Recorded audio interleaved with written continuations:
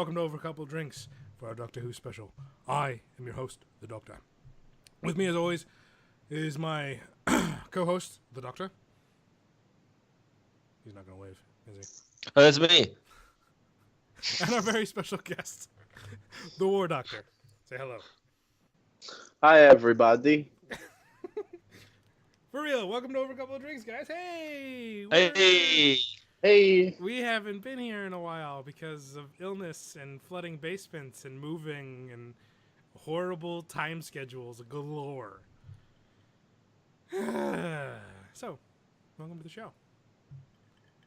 Since LB was not prepared, our very special guest, Mario, is going to break down what we're talking about tonight on our Doctor Who special. So what are we talking about, sir? Oh my God, we have so many categories in such a fantastic order. So we're going to start with what made us start watching the show. Then we're going on from how we got others to how we spread the gospel of the Doctor. Oh, God. Then we'll be discussing our favorite episodes per series, 1 through 9, and then we've broken David's specials into their own category as well. We'll be going back over those episodes as one of our least favorites per series. Then we're going to be ranking our companions, because there's nothing like ranking women. A bunch of dudes on the internet ranking women. But to even things out, then we're going to go through. It's true. But then to make that even, we're going to go out and rank all of these paley white dudes in our favorite order as well. So we'll be ranking our doctors. Then we'll go over our favorite story arcs, our favorite two-part episodes, our least favorite two-parters, since there's a lot of those and a lot of interesting stories that both episodes make up a whole story, so it's really important that they get their own due. We'll also go over our favorite one-shot characters and villains, our favorite reoccurring villains, our favorite versions of the Master, because we'll give the Master a little discussion. We'll also discuss Christmas specials, because those have kind of become their own little special part in the Doctor Who universe. We'll discuss a couple of our favorite fan theories, some of our biggest fuck yous to Moffat, and then we're going to end the show with what we're looking for in our next Doctors and what we're looking for in the show going forward. So we're going to kind of touch base on a little bit of everything. It's really exciting. So let's get this right out of the way. This isn't like we recorded part of this already and everything's screwed up. But let's switch it up for our own sakes. LB, why did you start watching The Doctor? I started watching. I'm not sure why. I know when the 2005 series first started, it was on Sci-Fi Channel. I watched a few episodes here and there, probably completely out of order, and it looked interesting. I didn't get a chance to really sit down and check it out every week, but my wife and I just decided a couple of years ago it looked interesting. It was all on Netflix at the time. We'd sit down and watch it. So that's just how it happened. All right. And since I forgot to ask, what's everybody drinking tonight? Because it's over a couple of drinks, Elby, what you drinking? I have Not Your Father's root beer. Have you tried any other ones, like the grape or the orange or the... I have not. I heard there is this is going to be like deja vu to you two. I have heard there's a Not Your Mother's apple pie that I want to try. I think you're supposed to say wibbly wobbly timey wimey. Right? Mario, I'm supposing you have water, correct, sir? I do, because I'm boring and I have never imbibed alcoholic beverage. It's not my speed. And I also don't consume sugary products, so I don't drink things like soda or juices. So pretty limited to boring, bland water. But I'm going to drink a lot so that I get uncomfortable. So it's kind of the same thing as being tipsy, right? Nah, it's the same thing. You're not the first one. Oh, man, if we were smarter, we would have made a bunch of Earl Grey tea for this. But who said I have Earl Grey tea? I'll probably go make it at the break, honestly. I am drinking, I just finished a watermelon shandy. Some people left an all-day IPA from Founders, which is my hometown. And I have this delicious drink that Mario Bill hates called the Jose Calrissian. It is heavenly and disgusting at the same time. Mario, why'd you start watching the show? So I'm going to regale you guys with a little tale that I don't think I've told you before. Nothing's like inside jokes that the audience doesn't get. That's the best part. That's like half of this show anyway. It is true. So my girlfriend at the time, now my wife, is She's always been a really big fan of the show. Like she started in David's early years. What? I'm going over it exactly like before. No, we missed the part where you talk about Borat. Oh yeah, you missed the part that Borat references. I was trying to keep it not literally the exact same. Okay, so I do a Borat joke because Borat is still topical and funny to me. So anyway, so my wife has been watching it since like the early David years, and she had always insisted that I should give it a try because I would love it. But my mindset was always that I have enough nerd shit in my life, and I don't need like a compendium of knowledge and rabbit holes to roll down over and over again because that's just how I consume media, like when I'm really into stuff. And this has such a backlog of like worlds and informations and characters. That's why I was like, you know what? I don't need all this shit. But then we gotten into a really bad fight one time. And so to make up for it, we each decided to do something special for the other one. And I don't remember what she did for me, so it must not have been that special. But what I did for her was I told her I'd start watching the show with her, and I became hooked like immediately.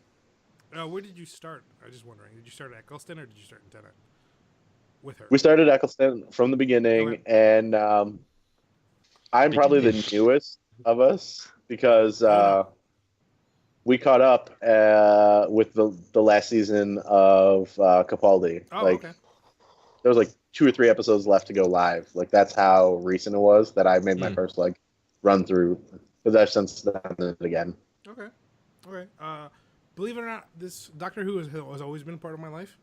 Like I remember one of my dad's friends loved the BBC network, and we'd watch like Fawlty Towers and reruns of Monty Python's Flying Circus, and then there was this show always on that I never really watched, but I always caught glimpses of, and later on now I knew it was the Doctor, so I watched episodes of 4 and 5 and some of 6, and just when growing up, like it was always in the background, but I never actually watched it. And in college, Doctor Who blew up big, and everyone was all up on that D, and therefore made me hate it. And I was like, oh god. But then I was like, okay, I should give it a fair shot to try and watch this show before I start to hate it. And I tried watching 3 times, and I turned them off mid-episodes. I was like, this is bullshit. I'm not fucking watching this. This is awful. This is bad. This is bad television. Later that I realized that the 4th time I tried, I sat down and I was like, all right, let's start from 05 with Eccleston and actually try. And I'll talk about this when we get into it, when we get into the Doctor rankings and why certain people are picked certain spots. That if there for the longest time it was on an episode by episode basis of if I was going to continue watching, and then it hooked me. I just found out later that I just was picking the worst episodes to watch. Like they are on like the worst of the worst for me. And when we get into our rankings, I was like, this one sucks. This one sucks because of this, because they were just like the wrong episodes to pick. So that happens. Yeah. How did you get others to start watching? Mine's real simple. I haven't gotten anybody to watch it. Everyone has already watched it for me, so fuck it. I'll go next because my answer is the exact same. So good thing we included this category, eh? Yeah, right. LB, you better have something fucking time-worthy. Well, I got my wife to watch, obviously, because we watched it together. But it wasn't really me who got her to watch. It was she had heard about the show before, but she wouldn't really want to watch it. When every time, hey, let's watch Doctor Who. It's on Netflix. No, I don't want to watch it. Fine. Then we were at a friend's house, and it was on. And it was a Matt Smith episode, and she's like, "Hey, he's kind of cute." Fucking Matt Smith, just off. Fuck him. So that's the reason we started. I finally got her to agree to watch, and now I don't know if he's her favorite Doctor anymore. So I honestly don't know, but I couldn't tell you if he is. Okay, we're gonna jump into our favorite episodes, and instead of going through it, we're just gonna break down series by series, our favorite and then least favorite, to kind of condense time. So, starting with Eccleston. First series, 05. LB, what was your favorite episode? My favorite episode on this list I came prepared with. That you didn't make us wait an hour for you to fill out? Even though My you had favorite. months and months to fill this shit out and figure it out. Months and months to fill it out. He's like, no, I can wing it, guys. As he sits there, like just In taking fact, you were the half one an who came up hour. with the Wait, what are the favorite, and you're categories? Fucking what? That's the way I do things. All right. I think my favorite episode from season 1 with Eccleston was The Empty Child. I remember I texted you when I was watching this, and I said I was worried to watch this episode. This is my number 2 favorite, by the way. That's why Mario's giving me a hard time because I picked more than one favorite. But I knew someone. I haven't even given them a chance yet. They don't even know that yet. No, I was gonna. I throw myself under the bus. I fucking beat you to it. But like, Put yourself under the TARDIS. I remember texting you, LB, going, I don't know. Like, I'm on an episode by episode thing. The last 2 episodes were really, really good. I'm worried about this one. And you said, oh my God, watch it. Just watch this episode. And when I'm glad you remember this conversation. Oh yeah, no, I remember because I was like, I'm like, all right, I'm giving this a shot. And you're like, good, give it a shot. And I was like, I don't know how I feel about this one. And you're like, do it. And like, this one was with my huge emotional thing.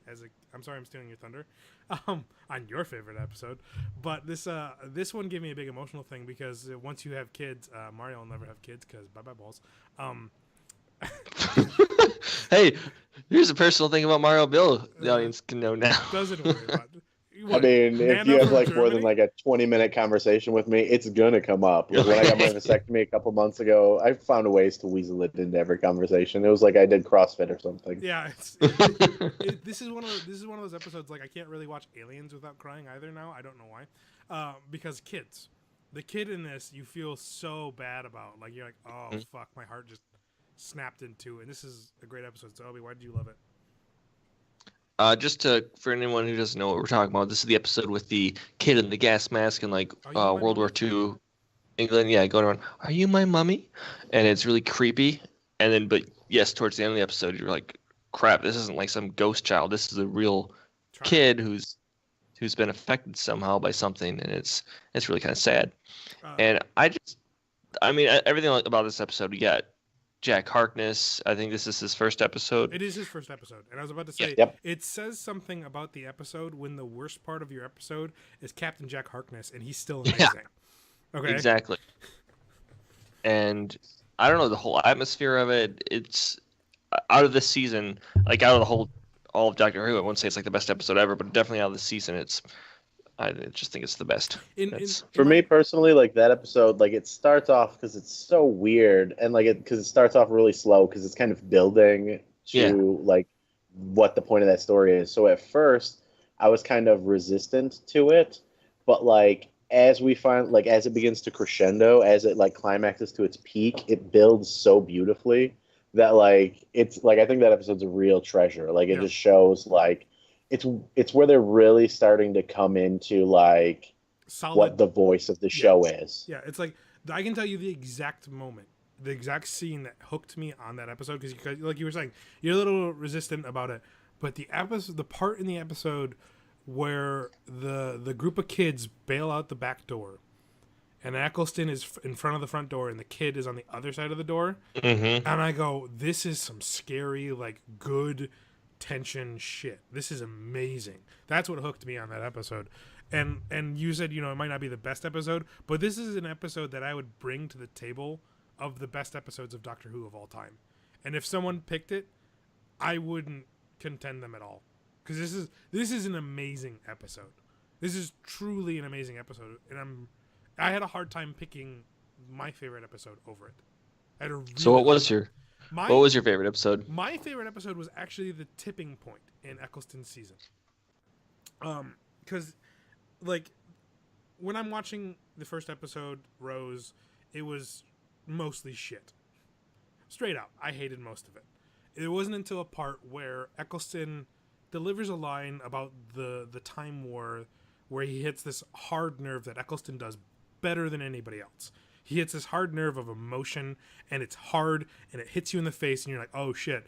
And then I was like, okay, you have another episode. The next episode, he hits it again. Okay, you have another episode. It wasn't until I think it's the 5th or 6th episode, entitled Dalek. That one was my favorite episode. From that point on, Eccleston doesn't have a bad episode. He doesn't have. Is it, Mario, is that your number one too? Yes, it Oh, is. thank God. This episode, I fucking love this episode. Like, in my brain, I was like, is it Dalek or The Empty Child? Like, it was a big toss up for me. And then I went, no, I have to go with this one because of one simple reason. At the end of the episode, the Doctor is the bad guy. He is the monster. He is the villain. And I'm like, oh my, like, even though the last remaining Dalek is killing all these people, it has an arc, and the Doctor is stuck in this nerve of, I need to kill all of them because I didn't do a good enough job last time. And it is so powerful to see this hero that we've been watching take this hard, dark turn. And it made my jaw drop. It really did. So, Mario, what would you have added to it? So that is my favorite episode of this series as well. And for me, like, it's the first episode. Like, we just talked about how great The Empty Child is, but like, this is like where they first start hitting that like same note of like what they're trying to tell with the story. And for me, who was unfamiliar with the previous like iterations of the Doctor, I didn't know what a Dalek was. Mm-hmm. So like their introduction of the character is so really good. And like what this episode, and this is my favorite Dalek story. Oh yeah. Oh yeah. And the reason for that is after this, really, personally.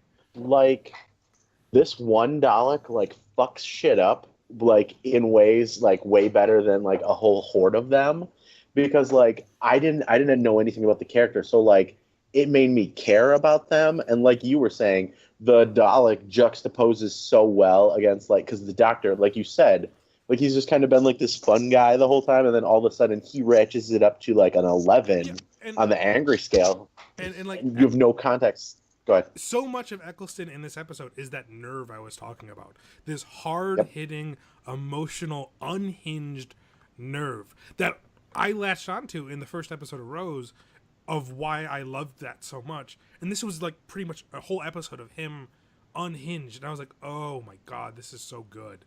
This is so good. And for someone who has seen, like, I knew what a Dalek was, but the reintroduction of it, the instantaneous threat, yeah, it was a little cartoony with the plunger thing, but at the same time you go, oh shit, it was so good. Like, this was a jaw-droppingly great episode. Like, they make like the Dalek just like such a tragic figure, which like is lost on me in my first viewing because I don't fully understand what a Dalek is. But like after watching it, like after everyone watched the series and fully understanding like what and who they are, like it was really like you were saying, it's just like the way it juxtaposes like the good and the bad for once. You know, like I mean, yeah, he is going through what, an army base and just like killing shit left and right, but like, but at the end you care more about him than you do the Doctor, and you know the Doctor has overstepped his bounds by bringing a gun out, and you're just like, oh no. And it's just a very powerful episode. So I will go to the episode. This too is that, I mean, like you said with the Dalek killing things left and right. Daleks, I have a very hard time viewing them as a real. They're not really scary, obviously. They're little tin cans with plungers. Yeah. But I think this episode does a pretty good job of actually making him legitimately terrifying. Well, yeah, because when they show up in the series finale, or the series finale for Eccleston, I was like, oh my God, it's the rematch of the century. Hell yes. And like seeing how he coolly and calmly like goes, you can't, and I don't have a plan, and you're scared. And I'm like, this is cool. This is what the Doctor's supposed to be. This is no longer him unhinged about the Time War, but I'm gonna deal with it coolly.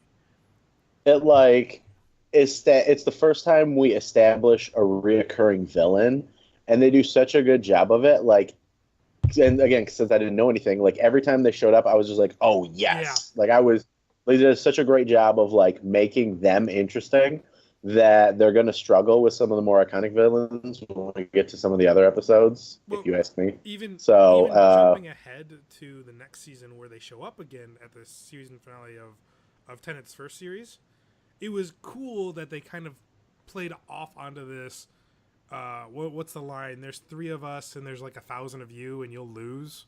And it's like, this is like, because of this episode, I could believe that. It wasn't like a filibuster, I'm Kratos, I'll rip off the heads of everybody, wank, wank, wank, wank, wank bullshit.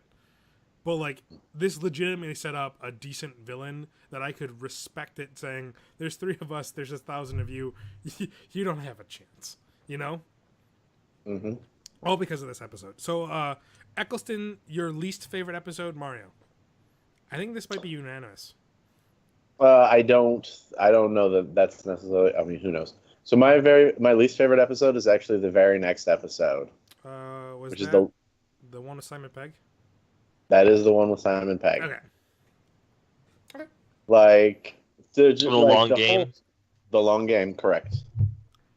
Like nothing's really happening in the episode. It just and perhaps it's like a cool off, we just had the Dalek episode, which is like so good, and the one after this, which is the episode with the father in the Father's church. Day is like almost. Yeah. If I could have put 3 on here without you giving me too much ball buzzing, Father's Day would have been on there. And then like the Empty Child 2-parter comes up, so like it's just juxtaposed between like these just fantastic stories, and like nothing happens, nothing's working. You have such like a good cast. Like we introduce like a new companion for like literally an episode. And he's wasted. Yeah, I'll give you that. Yeah, I'll give you that. Like Eccleston has like a really strong first season or soul season.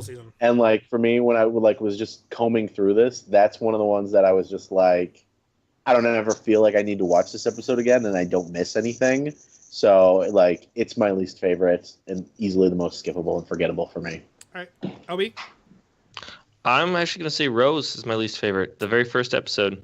Yeah, I mean, like I said, it was absolute shit, except for the one scene he talks about when like he's about to get captured or executed or whatever, and he says like, I tried to save all of them. Like either there's this heart wrenching like guttural like last speech. That's the only thing I like about it.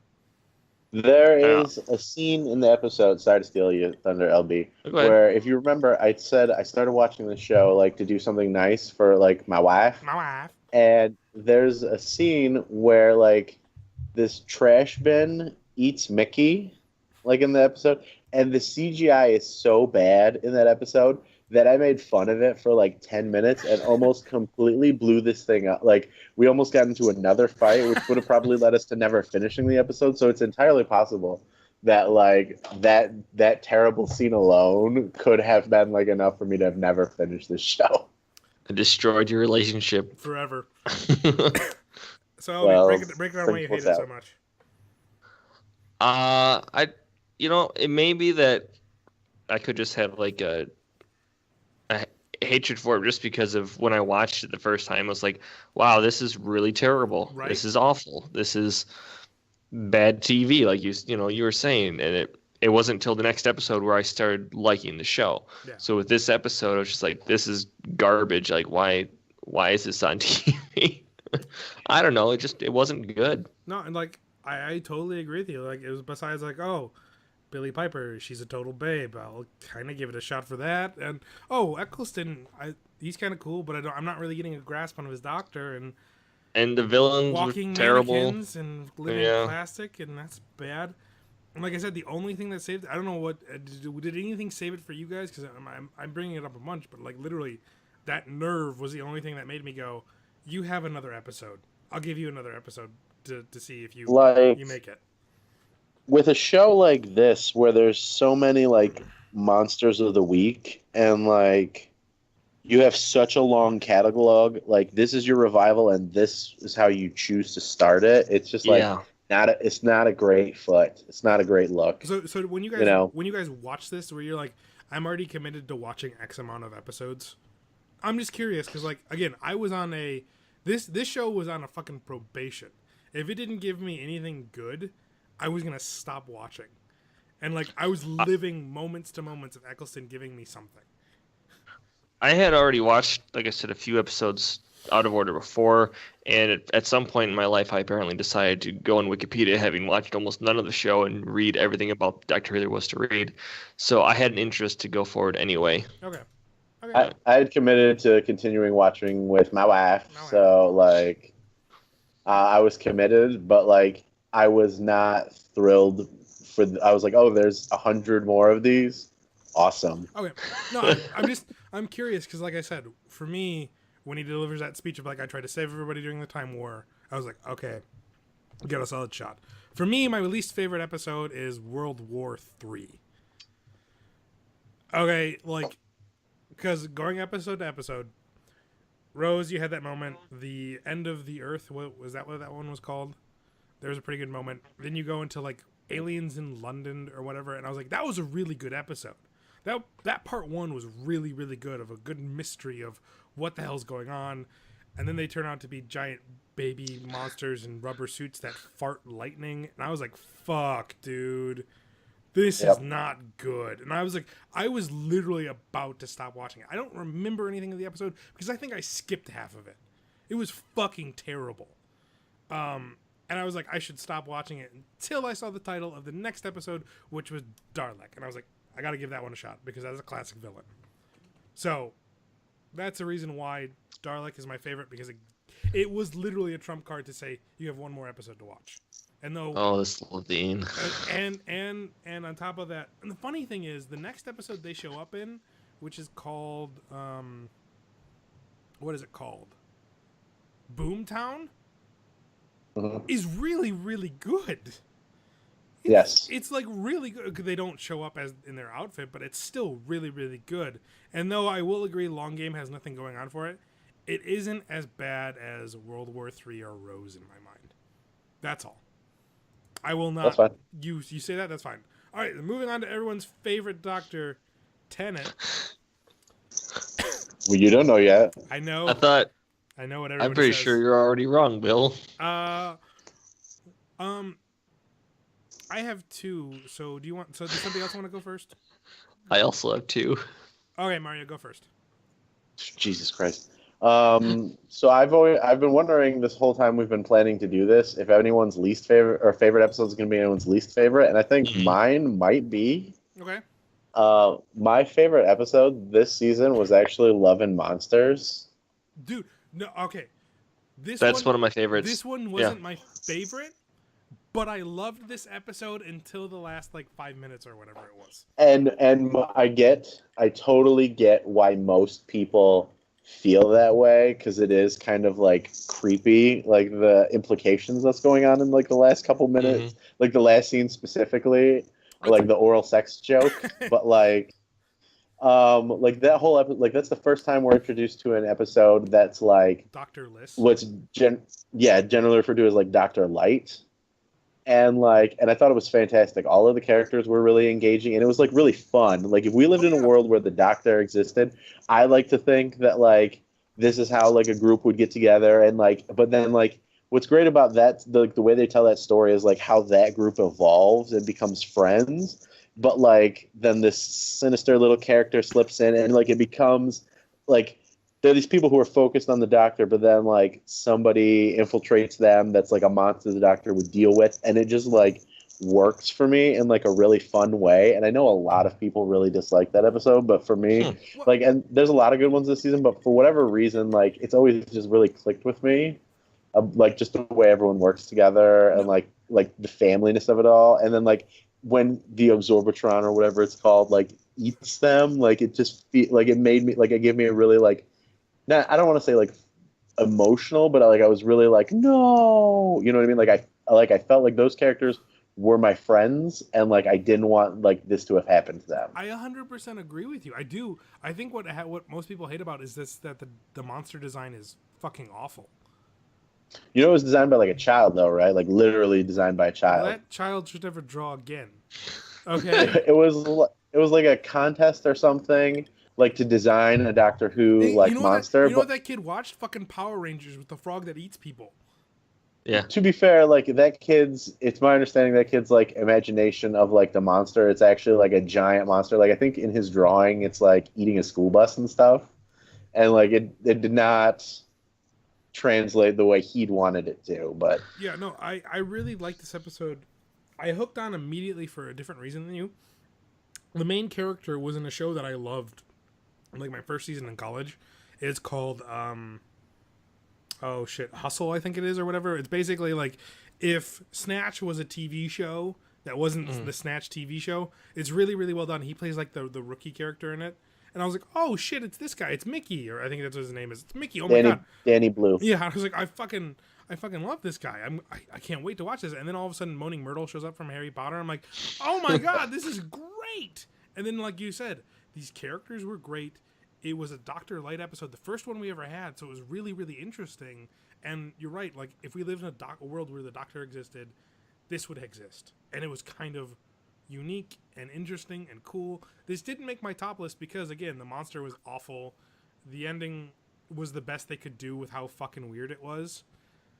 But I never hated this episode. When I see it, like, on the worst Doctor Who list, I was like, this isn't that bad. People pump the brakes. It's frequently on those lists, and that's why I assumed like it might be your guys' least favorite. No. And I get why people don't like it, but for me, I love it. It's fucking great. You're gonna see Dr. Light episodes popping up on my best of list quite a bit. Oh yeah. And this is Me too. episode is Me too. What's that? Yeah, this episode is kind of, I mean, it's the world of Doctor Who, like you said, from the eyes of someone who is not the Doctor and not his companion.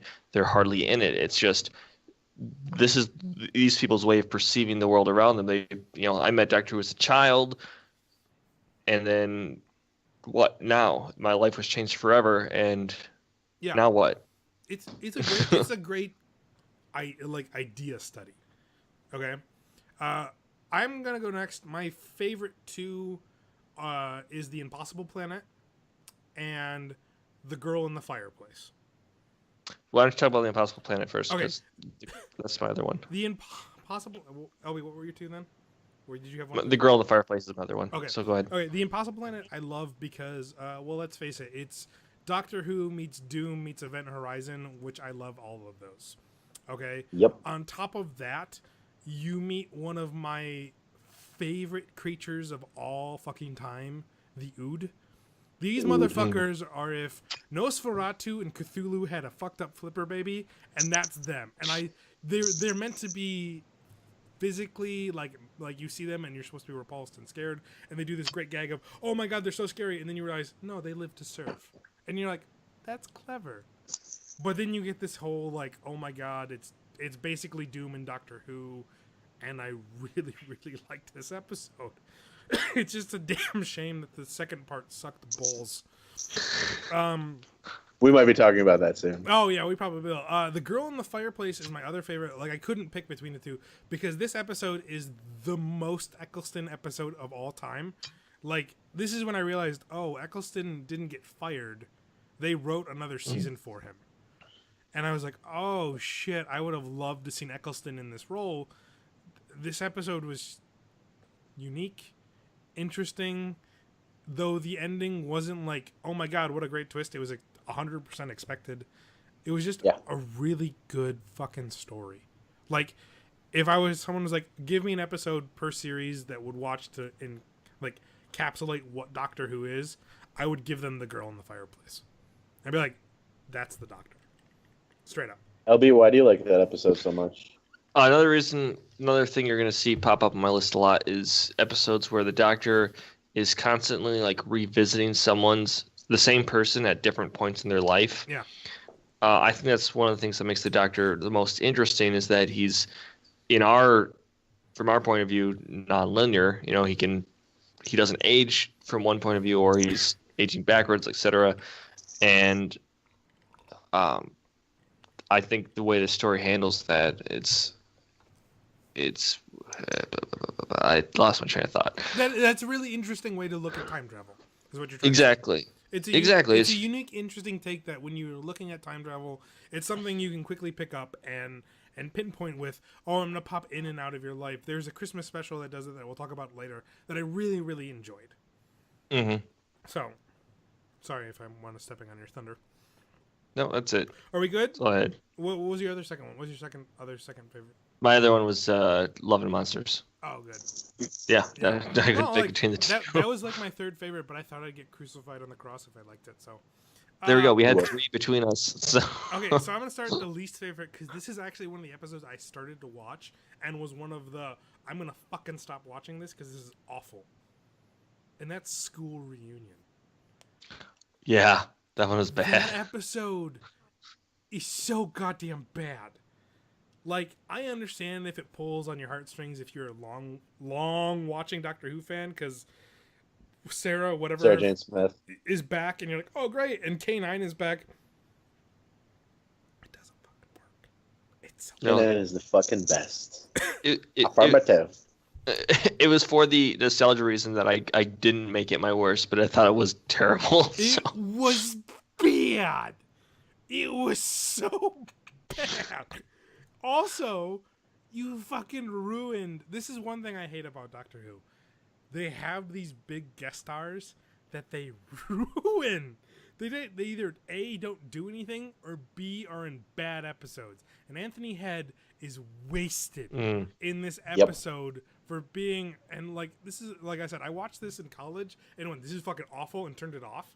No, I went over to our friend's house and they were watching it, and I watched it and I was like, all right, I want to give Doctor Who a shot, and watched it and I was like, this is fucking bad, and I left. And like, I didn't remember them being like gargoyle vampires. In my brain, I thought they were giant cockroaches because I got mixed up with the Guillermo del Toro bastardized version of Mimic. And I was like, this is fucking awful. This is bad. This episode is bad. Like, if you watch this, skip it. It is bad. Like, it feels like the whole episode feels like something is gonna happen, and like nothing happens. Like, Anthony Head does literally nothing that entire episode until a fucking robot dog blows him up. Yeah, and like there's only one nothing. There's only one redeeming part. One. And that's Rose K9 and Sarah like measuring companion dicks, because it's hilarious. It's like, we met the Loch Ness Monster. You're like, we saw dinosaurs. And I was like, okay, this is hilarious. Mm-hmm. Everything else, shit. Mario, least favorite. So, The Impossible Planet was one of your favorites. My least favorite is The Satan Pit. Satan Pit is so fucking bad. It is so, like... Because I enjoy The Impossible Planet too. I agree 100%. I think Event Horizon and Doom meets Doctor Who is a great way to describe that episode. Mm-hmm. And then, like... It's like, oh, and now we're dealing with Satan in space on Doctor Who. Let's have the Doctor repel for 34 minutes of an hour special where he does nothing but talk over the radio, and then they meet a giant fucking terrible CG Satan. The Beast. It's not Satan, it's the Beast. Oh, I'm sorry. A creature implied to be the devil himself. Like, the whole, like, everything about it is goofy and, like, just doesn't work, and none of it, like, perfect, like, properly deals with everything that was set up in the episode before. It's like the first, like, real, like really bad second part, like, that just fails off like a strong setup, and it just does not work for me. And like, it literally might be my least favorite episode. Like, I just hate everything about it. Like, him just sitting there shouting at like the devil at the edge of a black hole, and it's just like too many ideas that could be like well used in stories, but not mushed together like this. You just threw it all together, and it doesn't work. This is when I realized that Doctor Who. This is when I realized that The Empty Child is the exception to the rule. That Doctor Who's two-parters are shit. That's why they're going to get their own category. Every two-part. Let's explain this Peter Capaldi's. Oh, like, I'm not gonna lie, I didn't hate Capaldi's. We'll get there. Season, but we'll get there. But so much two-parters are bad. They are so bad. This is when I went, oh, so they're not going to be all The Empty Child and Dr. Dances? I guess I should buckle up, because I said I'd give this show a work. LB! I have Doomsday. 1. Doomsday? That's the last episode. Oh, that one's pretty bad, yeah. That's the last Rose episode. That one, like... And there's either a two-parter that's just awful, like Satan's Pit, or where it feels like they could have wrapped it up into one episode, like Doomsday. There are a lot of two-parters that feel like you could have wrapped this up. So here's the reason I don't like Doomsday, and why I basically do not like the whole Rose-Doctor relationship. So before this new series, the Doctor never really was romantically involved with any of his companions. And suddenly here comes along Rose. And I just don't really see any chemistry between them. Especially not the Christopher Eccleston episodes. Oh, really? Like, I got a little bit out of there. But like with Tenet and me, it was like, maybe. But we'll get into my problems with Tenet later. I agree with you. I never like understood like the romantic attachment. Like it just didn't feel like it was properly written. It just felt like It was like there. all the important bits like are parts we're not watching. You know what I mean? Yeah, it's like, and the problem is like the episode that he regenerates into Tenet is all about her trying to understand the relationship, but it's so poorly handled that you're just like, what the fuck are you trying to say here? Mm-hmm. So no, we're with you. So this being Though Billy the Piper end is of the weird. series and the emotional thing being them getting separated, I was just kind of like, good. Yeah. Right. Yeah. Good. Okay. That's it. Uh. Although I was quickly disappointed even more, but that's a later story also. Oh, okay, so we're going into Tenet season 2. Are we all Yes. going to agree on our personal favorite? I don't think there's much of an option. Tenet season 2. With Martha Jones. I have 2 favorites. I have 3 favorites, but there's a number 1 resounding favorite. Bill, No, that's No, because it's... Jeez. No, hold on. I'll explain it. But, like, everyone's personal favorite of this one is probably one of the best episodes of Doctor Who of all time. It is the Blink. best episode. Blink, yeah. Did everybody Yeah. have Blink? That's It was my favorite, Okay. yes. Yeah. Before we talk about it, I'm going to tell you what my number 2 and 3 were, because it's a 3-parter. Utopia and Sounds of the Drum. Mm. Those 2 episodes work so well together that they're great. But they don't I like one of those, but not the other. but they don't come close to how epic Blink is. So let's talk about Blink. Mario? I'll go first. Yeah. I'll start. So like that episode again, it's a Dr. Light episode, which I always like enjoy, like because I just enjoy like watching how he affects the world around him, and this episode does it the best. Oh yeah. Because with the way the videotape works and like them trying to communicate with each other, and like Carey Mulligan is a bae, so that helps too. But like the Weeping Angels are like legit terrifying. You know what I mean? Like, like This is the first time we see him. This episode's when you meet them. They are an amazing creature that you just added in there. Like, I love the Ood, but like I was like, how are they gonna top the Ood? Think, blink. You know, the Weeping Angels. Go fuck yourself. yep, it's terrifying, and like we can all understand the concept of like trying really hard not to blink at something. You know what I mean? And like how difficult that is, and on top, like the emotional aspect, like everything about them is terrifying. Everything like watching your friend get sent back to kind of like establish how that mechanic works, like everything about it is just like fun and it works. And like everything, like just like there's so many pieces, and it's told like so many parts of it are told non-linearly, but then at the end it just all comes together like a gear, and it's so good. Like LB was saying about the idea of the Doctor visiting multiple times in somebody's life. I really like the detective. Like, from the perspective of the detective gets sent back in time, but the next scene we see him in is on his deathbed, and that's the next time she sees him. And I'm like, this is so cool. This is using time travel the right way. This is so unique. This is brilliant writing. This episode is so fucking tight. Something else this episode gave us is the timey-wimey, wibbly-wobbly, timey-wimey. I don't remember the order. That Wibbly, phrase. wobbly, timey-wimey. Timey-wimey, that's it. Oh, this episode is amazing. This is why It is my very favorite episode. Yeah, like if you were bringing your like these are the best episodes of Doctor Who to the table, I would see this one giving The Empty Child a solid run for its money, if not outright stomping it. But I would. The only reason why I'd give The Empty Child a leg up is because it is a Doctor Light episode, and you don't get a sense of the character. That's all. LB, what was your other favorite one this season? My other favorite, I have to go peek at my list, was Smith and Jones. So this is the first episode of the season where he's... the Jadoon Pladoon on the moon. No.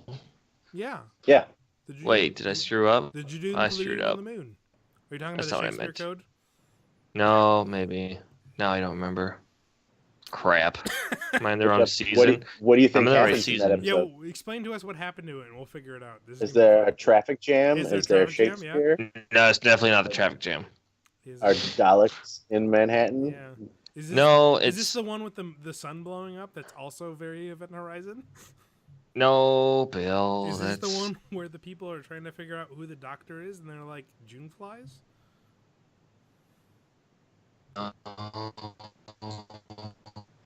Toby's turning into a this robot. one where he thinks he's the teacher.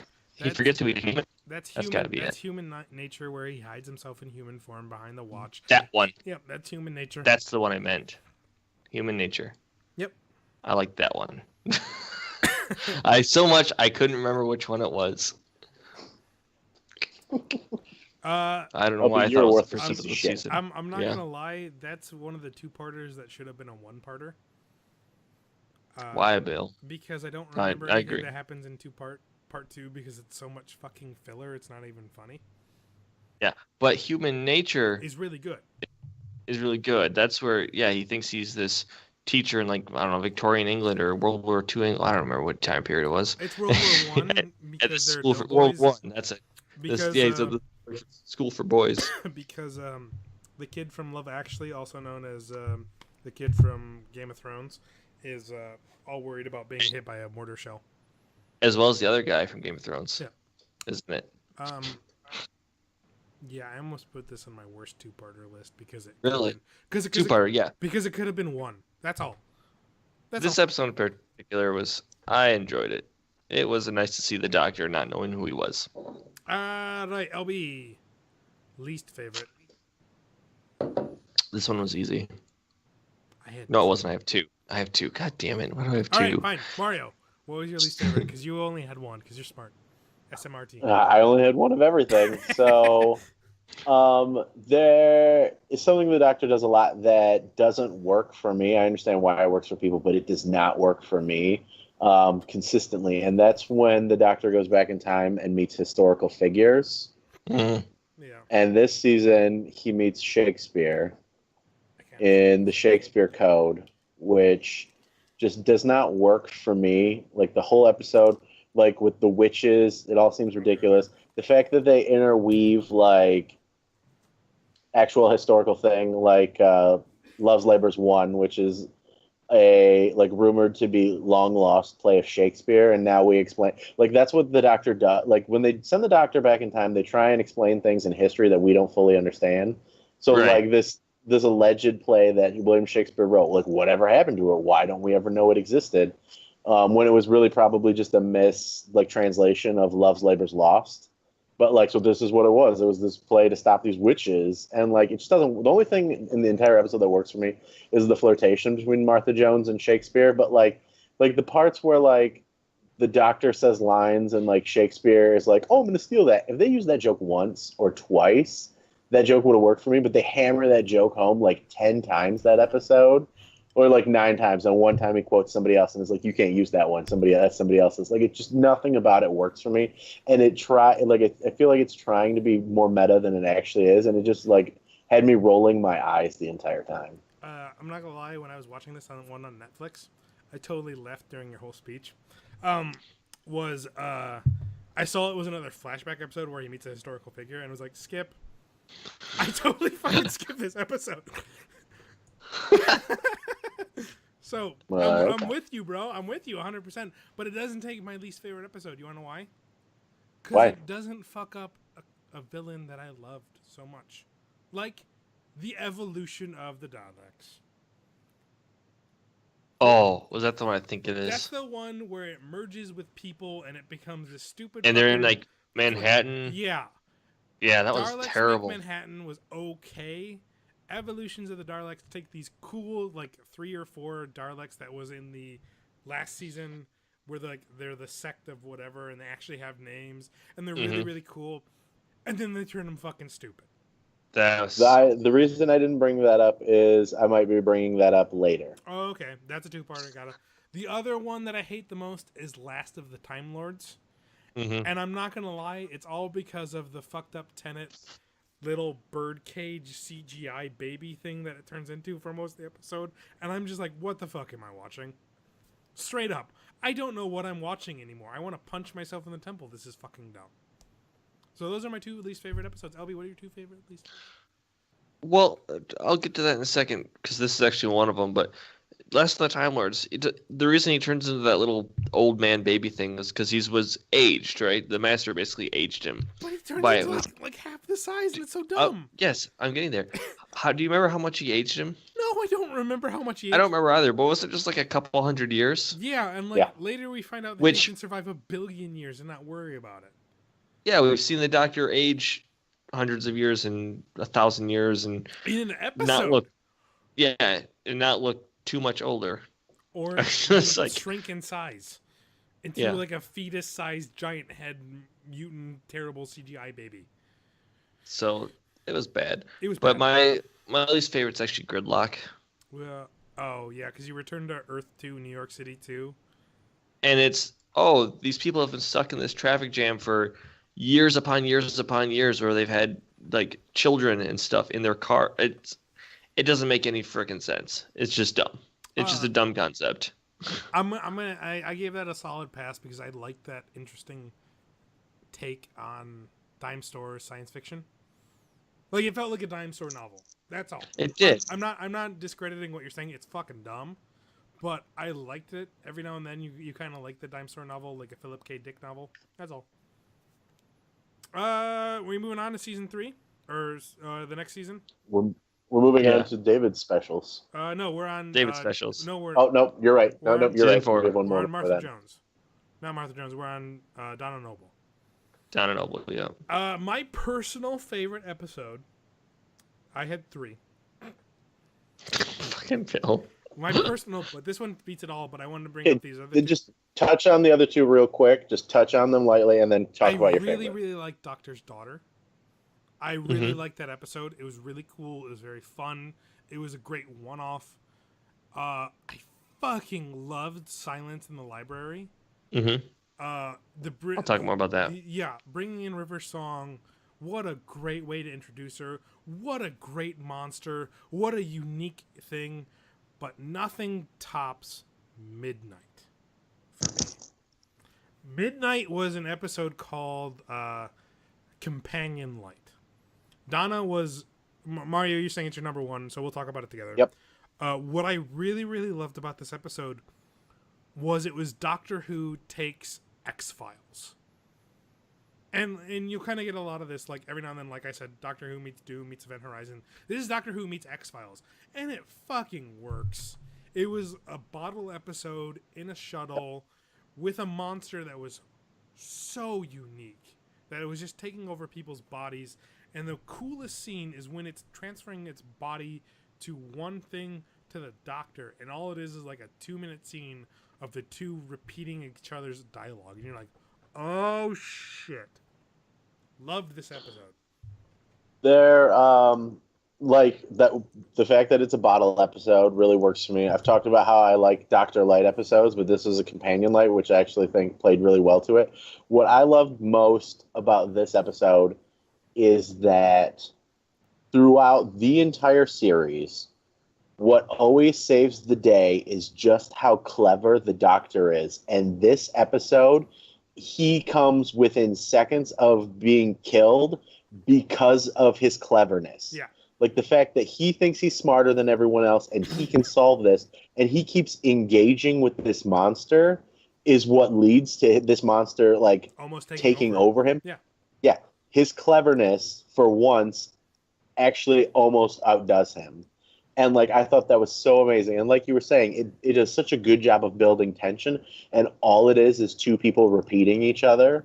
But like it's you as an audience member watching it going, understanding what's happening. Well, nobody else in the scene does. You're just going, oh my god, no. And you're just like, someone please stop it, you know? It's like, it feels like at a horror movie when you're yelling at the screen, like, don't go in there to the dumb counselors. And it's like, no, just stop. Just if you just stop, you know, then this thing has no power. But like, he can't help himself. And like, and because of all of these little things that he's done to build up throughout the episode, like everyone around him doesn't totally trust him. You know, they suspect him, and like it's so good for me. Yeah, no, Loved it. that episode is so. It like I said, it feels like it should be an X-Files episode with Mulder and Scully, but it's with the Doctor, and it's so good. And like the ending is just like, it's logical after knowing it, but in this scene, it's so out of left field. You're just like, oh my god, this is great. And like the fact that it's companion light, like I feel like if Donna is there, Donna can talk some sense. Yeah. Well, like Donna talks some sense into him, and maybe like none of this ever builds. You know what I mean? You have no episode. The fact that it's just the Doctor with strangers who don't know him helps the entire situation. Yep. So, Obi, what's your number one? Silence in the Library. Oh, That's good. Like I said, like I had to pick 3 because I love the Doctor's Daughter. Silence in the Library is so good. But like for me, legitimately terrifying. Oh, yeah, you got River Song. You know, who turned out the lights? Not knowing what's going on. This is this 2-parter wasn't awful. I don't remember what the second part of it was. What was that one called? I don't remember the name of it. The Forest of the Damned, maybe. The Forest of the Dead. Forest of the Dead. It wasn't awful, but it didn't live up to the greatness that was the setup of Silence in the Library. Yeah. No. So we're moving on to least favorites. This was a fast one. Yeah. LB, least favorite. I've got Turn Left. Oh shit! Break it down. Bill. I just. So the whole concept of Turn Left is that if Donna Noble had made a left turn at this one street instead of a right turn, or vice versa, I don't remember, she never would have met the Doctor, and yada yada yada, and the Doctor would be dead. We'll get into more of the problems with Donna Noble later. Yeah, straight up dead. And I was just like, I don't buy that. No. I'm sorry. You can't tell me that anyone... I just don't believe this one person has that much of an impact on the Doctor's life. It's that simple. Mario, least favorite. No, I want to respond to LB first. Okay. Go ahead. Wrong. Wrong. That's my second favorite episode of the season. And the reason it works for me is because like it does this fantastic it does this fantastic job of like juxtaposing the idea of like fate and free will, which is always like a philosophical question that like I find fascinating, and just this idea and the fact that like I get what you're saying in that you don't like the idea that one person has that much power over it, but like the way they write it, it makes sense to me in a way that I can allow it to work. And what it also does is like it just really shits on Donna, which helps me like sympathize with her more, which builds into what happens in the season finale, which we'll talk more about later when we talk about Donna. That's why that episode works so well for me. I really enjoy that episode. Plus, I really enjoy Donna, so like, and it just like lets her just like be full Donna that whole episode. It's a nice like we have a companion light followed by a Doctor light, and it works for me. Can I take back my answer? Now that I've had more time to think about it, that Mario Bill destroyed me. Yes, I don't know about that, but the Unicorn and the Wasp. Is that the one with? That's my least favorite, so I'll take it over. Go ahead. Yes. Probably for all the reasons he's about to say. Is that the one with the murderer? Yes. Yep. Okay. So like I just said with the previous season, I don't like when the Doctor goes back in time and meets historical figures and interferes with things that history doesn't have an answer for. There's a point in Agatha Christie's life where she goes missing for a week. Okay. And this is the show trying to be clever and explain, hey, what happened? And like it tries to have an Agatha. Yeah, it tries to make like an Agatha Christie story, and like it fails in literally every way because it's not good. And like just nothing about it works for me. It all just like I'm just rolling my eyes, like waiting for that episode to end the entire time. Yeah. But you know what the actual worst episode is? What's that? You remember how, like, Tennant's first season, I said my most favorite creature was the Ood? Well, the Planet of the Ood is the worst fucking episode of all time. I was excited for this episode. I was ecstatic for this episode because I told LB, "Oh my god, I can't wait to get there. I love A whole the planet Ood. of Ood. The whole planet of Ood. What is their society like? If their entire purpose is to serve, what is their government structure? What would make them spacebound? If they were all willing to serve, is this the most servant is their leader? What is their world like? Nope, we get a slave episode. Fucking white guilt all over again. Fuck you! Oh, and Donna gets locked inside of a shipping crate for half the episode, so it doesn't fucking matter. Jerk off. They have two brains. I don't care. This is dumb. I literally wanted to turn off the episode. This episode was so bad. It took everything I loved about the Ood and made it predictable and dumb. Cool. All right, then. Yeah. All right. And now is David Specials. David Specials, my favorite. Planet of the Dead. AKA if Doctor Who made Pitch Black. Mm-hmm. That's what it was. It also set up the idea of this like art thief person being the new companion, and I thought that would have worked great. The idea of like a mentally shady person being the companion, kind of being like this. Yeah, we could do this. It'd be, morally incorrect, but we could try. I actually watched this episode after I'd watched all the Matt Smith Doctor Who's because somehow I missed it. It wasn't on like whatever I was Netflix or whatever I was watching at the time for some reason until later. So I went back and watched it, maybe even after season 1 of Capaldi. And I was like, "Oh, this is the Doctor I missed." I like this one because out of all of them, it was straightforward. And like I said, I love Pitch Black.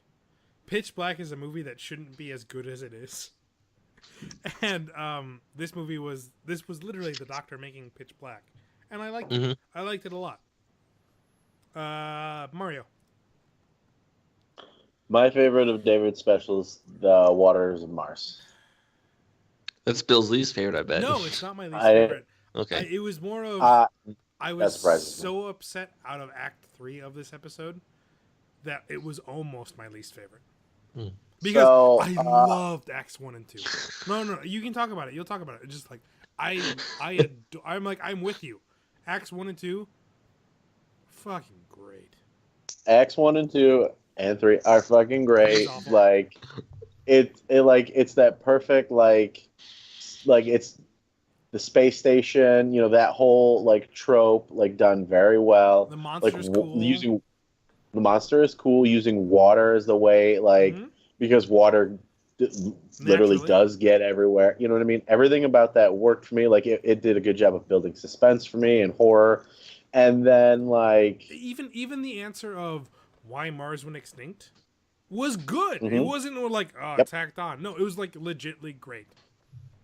And like, what I love about it is how off the rails David goes. Like that whole idea, like, because of all the doctors of the 4 main ones we're speaking of, like, he is the one that like can get the angriest, and it furthers that whole idea that like if he doesn't have anyone to keep him in check, just like how off the reins he can get. And I think this episode shows that the best, because he knows that he can't affect history, but he still like his stubbornness, like his hubris won't allow him to not. And like I like that. And I know you have issues with that, Bill, but like it works for me. No. I hold on real quick. LB, did you like this one the most? No. Okay. The reason why I didn't like this one, this is like I was loving this episode. Like straight up. This would have been my number 1.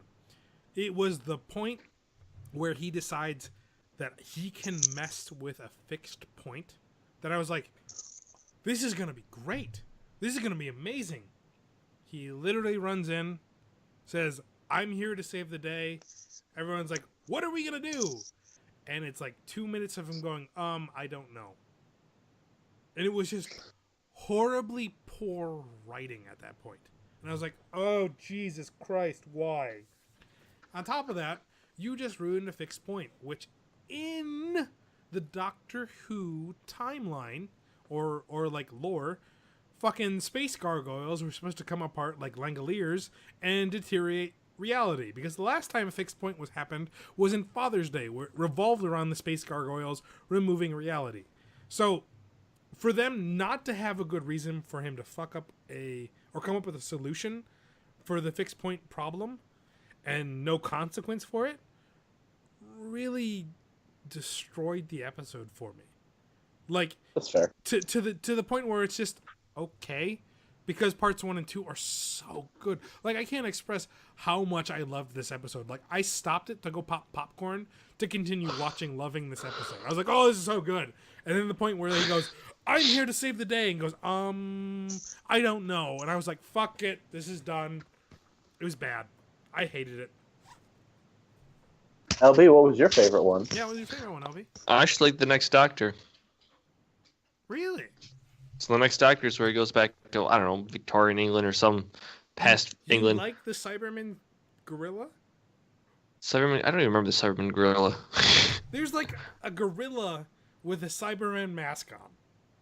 It Sure. is bad. What I like is this guy who thinks he's the Doctor running around with a screwdriver. It's a sonic screwdriver. Ping. See? Sonic. And I just thought it was a very funny episode, and sometimes funny can be good. And sometimes you're wrong. I like the whole twist that it was just obviously he wasn't the Doctor.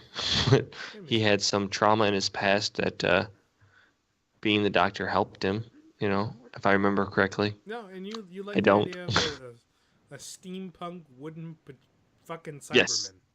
Yeah. That's dumb. You're dumb. I'm drunk. Go ahead. With his Lando Calrissian. What's your least favorite Mario Bill? My least favorite is The Next Doctor. No, like I'm not trying to be a dick. It actually is. That's what I have written down. And I'll tell you what. I've tried to watch that episode 3 times, and I've literally fallen asleep every single time I've watched that episode. Like, the Cybermen are the worst, and like they're the poorest written like villain in like his rogue gallery. I mean, I'm sure the old episodes, they had to be good, because otherwise I don't know how they survived for this long. And like the whole, like, I don't know. Like I said, I've never finished it because it just puts me to sleep because I don't get like when the episode starts. I actually like the beginning of the episode a lot, because there's the whole thing where he's trying to figure out. He's like, oh, you know, this is a future version of me. I really like the line of, oh, you're the next Doctor. Like, he's expecting, this is what I regenerate into. I'm like, that's cool. Yeah, but then like just as it goes on, I'm just like, I don't know what's going on, and I don't care. So I've just never enjoyed that one. Is this the episode with the giant Cyberman? Yeah, it's the one with the giant wooden Cyberman that terrorizes London 18th century. It's so bad. Oh, that's terrible. It has a bad last act. I'll give it that. Oh, like if you were saying you liked it because of the Doctor, the fake Doctor, I give it to you. But everything else in that episode is bad. Is that your least favorite, Bill? No, my least favorite is the second part of... No, I just put The End of Time. Only because... I know you're going to give me shit, Mario. Because it ruins how cool the Master was. I think that's legit. Like I love the Master. The old Master, the new Master. His whole 2-parter was cool. He was an interesting character. I really like the actor. They resurrect him for like not a good explanation, and they make him a fake Heath Ledger Joker wannabe bitch. Mm-hmm. And that's why I hate it. Like, straight up, everything else was okay, but he was the worst. Oh, and they like, again, harkening back to ruining guest characters. Timothy Dalton is wasted 150 billion%. Yep. You have Timothy fucking Dalton, the most badass James Bond at that point in time, and you waste him for no good reason. Yep. And then when his character comes back later, you have had him regenerated because you couldn't get Timothy Dalton, so now you've written out Timothy Dalton and you don't, for future. And like, since he doesn't show up until that point, you go, who the fuck are you? And you look him up and you go, oh, you were Timothy Dalton. Why? Like straight up, you have Timothy Dalton for 2 episodes and you don't use him, on top of like ruining an amazing master. Those are the 2 reasons why The End of Time is on there. Straight up. Everything else. You want to say Donna's dad is great? That's great, but it doesn't take away how bad. No, I think your argument is fine. It does, like, I don't think it ruins Bernard at all. Like the fact that he's the one that knocks. Like I think all that works fine. That was a great twist actually, in the straight up sense, because you're meant to believe that it's the master because he has the whole idea of the double heartbeat in his head, and then he's stuck in there. I think that was a good twist. I didn't really like how whiny Tennant goes out with the whole I don't want to go. Like, that was too much of a bitch. Straight up for the Doctor. I think that doesn't work for you because you're a male, because Mo cries at it every single time we've watched it. Like, because she's like, I don't want you to go either. She takes it more as like a meta comment, because the reason, like, because that's when it switches from Russell T Davies to Moffat. And the reason that David left was because new writer, he gets his own doctor. And so she always takes it very meta. Like, that's David Tennant saying that he doesn't want to leave, not the doctor. That is a big part of it, too. Like, even then, if it's the Tennant not wanting to leave, and we'll get into it when we talk about the doctors, spoilers when we get to that talk, I was ready for Tennant to leave. I was ready. Okay? Getting comfortable, LB. Hey, Mario Bill, are you an acrobat? Yeah, I'm getting comfortable. LB, for those who don't, LB, what was your? I'm reclining in my chair, but my toe is touching my nose. Okay, real talk. Timeout. Head is like a shark fin. Timeout. What I love about Mario Bill the most, he's about a foot taller than me, maybe a foot and a half taller than me. Since you started doing activity, I'd say about 50 pounds bigger than me. Motherfucker is as flexible as an Olympic gymnast. All right? Wait, is that seriously your leg? That is his leg! People at home can't see this. There was a time where the motherfucker was easily 100 pounds heavier than me. Could still suck his own dick.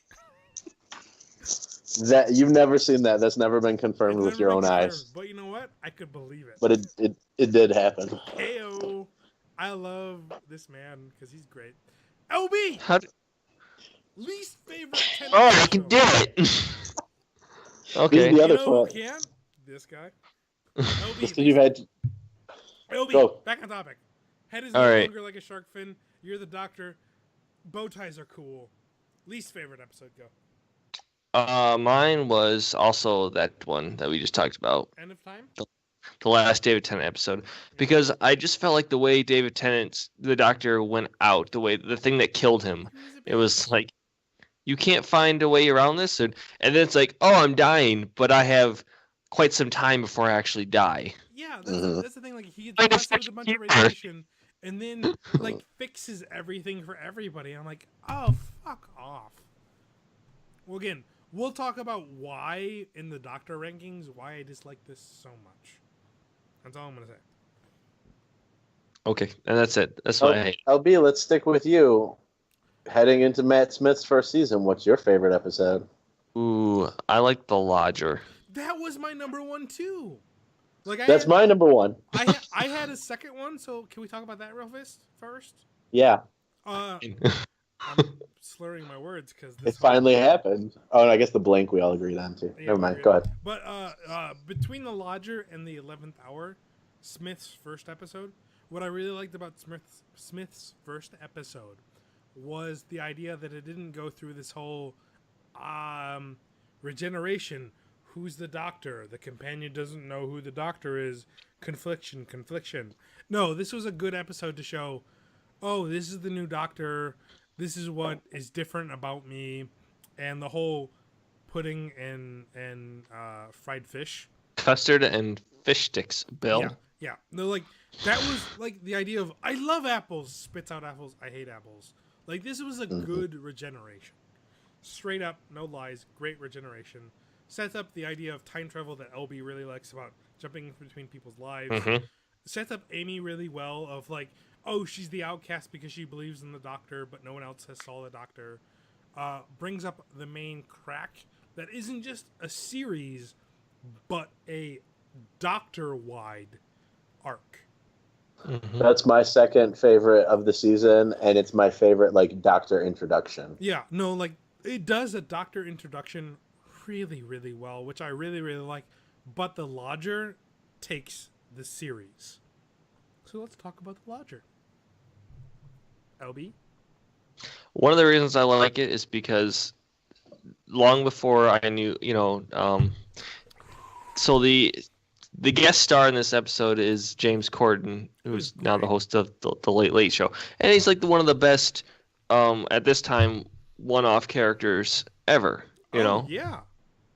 I mean, he's just a great. You love the guy, and Well, you're just it's also a very heartstring episode for him, you know. yes.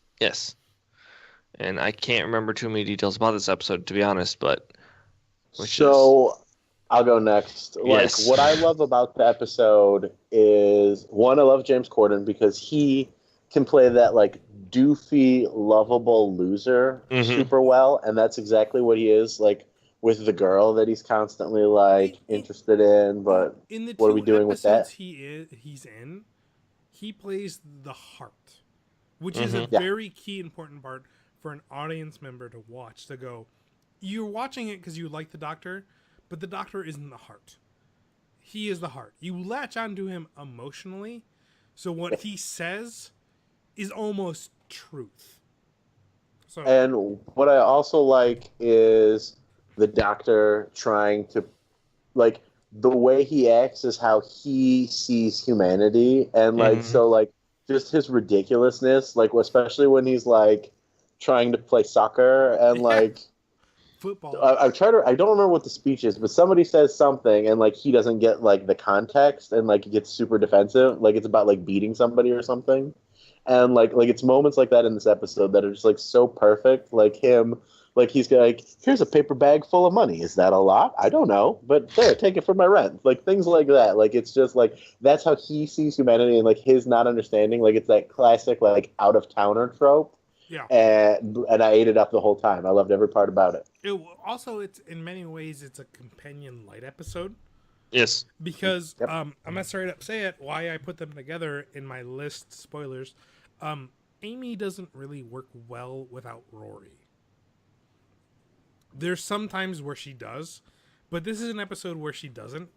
So for her to be alone didn't really work.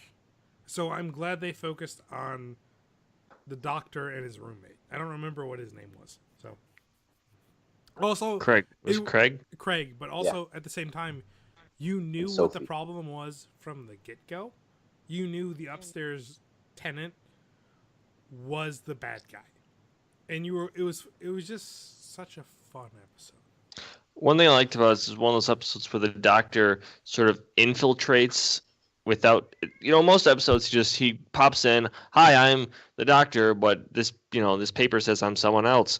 But this episode, he's there long term. He's made himself part of this person's life as this other person, and it's only, it's kind of interesting. I'm glad we liked the same episode. Actually, I am. Least favorite episode. I'm gonna go first. Actually, no. No, my least favorite episode was Flesh and Stone and the Time of Angels. You remember how I hated how the Ood was treated in their second episode? I hated the blinking angels in this one. It took the most interesting aspect of the angels and removed it. They no longer send you back in time. They snap your fucking neck. It was a waste of character. Like the first part of that. Yeah, it was two parts. The Flesh and Stone and the Time of Angels. It sets up an interesting idea of, if you take a picture of a weeping angel, it's just as bad as a weeping angel. I'm like, that's cool. That's interesting. I'd like to see more. Nope, they snap necks. Fuck it. The first episode in that two-parter is about the Weeping Angels. The second part is really just about getting to talking about the cracks in time. Mm-hmm. And so like that, like they just serve a purpose because it's all about like explaining like how the cracks get people to forget and things like that, and building to Rory's first of many deaths. So like, yeah, I totally get that. LB, what's your least favorite episode of this season? Well, I want to talk about something about this episode I actually liked. Oh, I'm sorry. Go ahead. I think it was in the second part. I don't remember if second or first part. You have Amy sitting there. I think it's Amy, right? She's keeping her eyes closed. Yep, that's the doctor walks away, and then he walks back to talk to her. And you get this feeling that, like, something's not quite right with this scene, right? And you don't find out till later. I don't remember if it's the same season. It might be another season where you find out that this is a different doctor. It's the same doctor, but it's the future doctor coming back to talk to her. Right. And I thought the way they built that into this episode, so many episodes ahead, was very well done. I think part of the difference is like he's wearing a different tie or something like that. I don't remember. Yeah. If you look closely, you can tell. But my least favorite episode, I have the Vampires of Venice. It's just a Monster of the Week episode, and it was really dumb. My least favorite is also the Vampires of Venice. Okay. It's like... I thought you were going to say Vincent because of the historical character. Nope, actually, that one does work for me. Yeah, that was one of my favorites, actually. The Vincent Van Gogh episode. Based on my series of the Agatha Christie and the Shakespeare, he expected it to be Vincent Van Gogh. But both of our least favorite is the Vampires of Venice. And it is like... the episode just never kicks into gear. It's just like a boring vampire story. And the other thing that, like... because I've heard other people talk about how they don't like that episode, but another part of it that doesn't work for me is the B story, which is really about like Rory and Amy trying to figure out how their life is going to work on the TARDIS now, like as a couple working together. And there's still kind of like a love triangle between like Amy and the Doctor. And so like, but none of that like in this episode like quite works for me, because this is like the episode before the Amy's Choice one, which is the one where like it's like what is illusion and what is reality, like they have to kill themselves in one reality or the other. Oh, like that is a where great episode.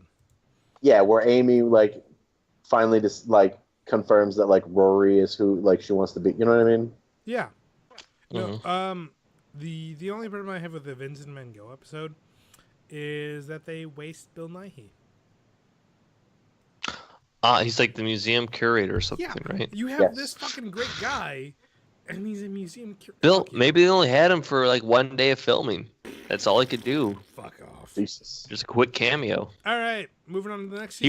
He was in the running to be the Doctor. Oh my god, I would have loved for him to be the Doctor, like straight up. Oh, so good.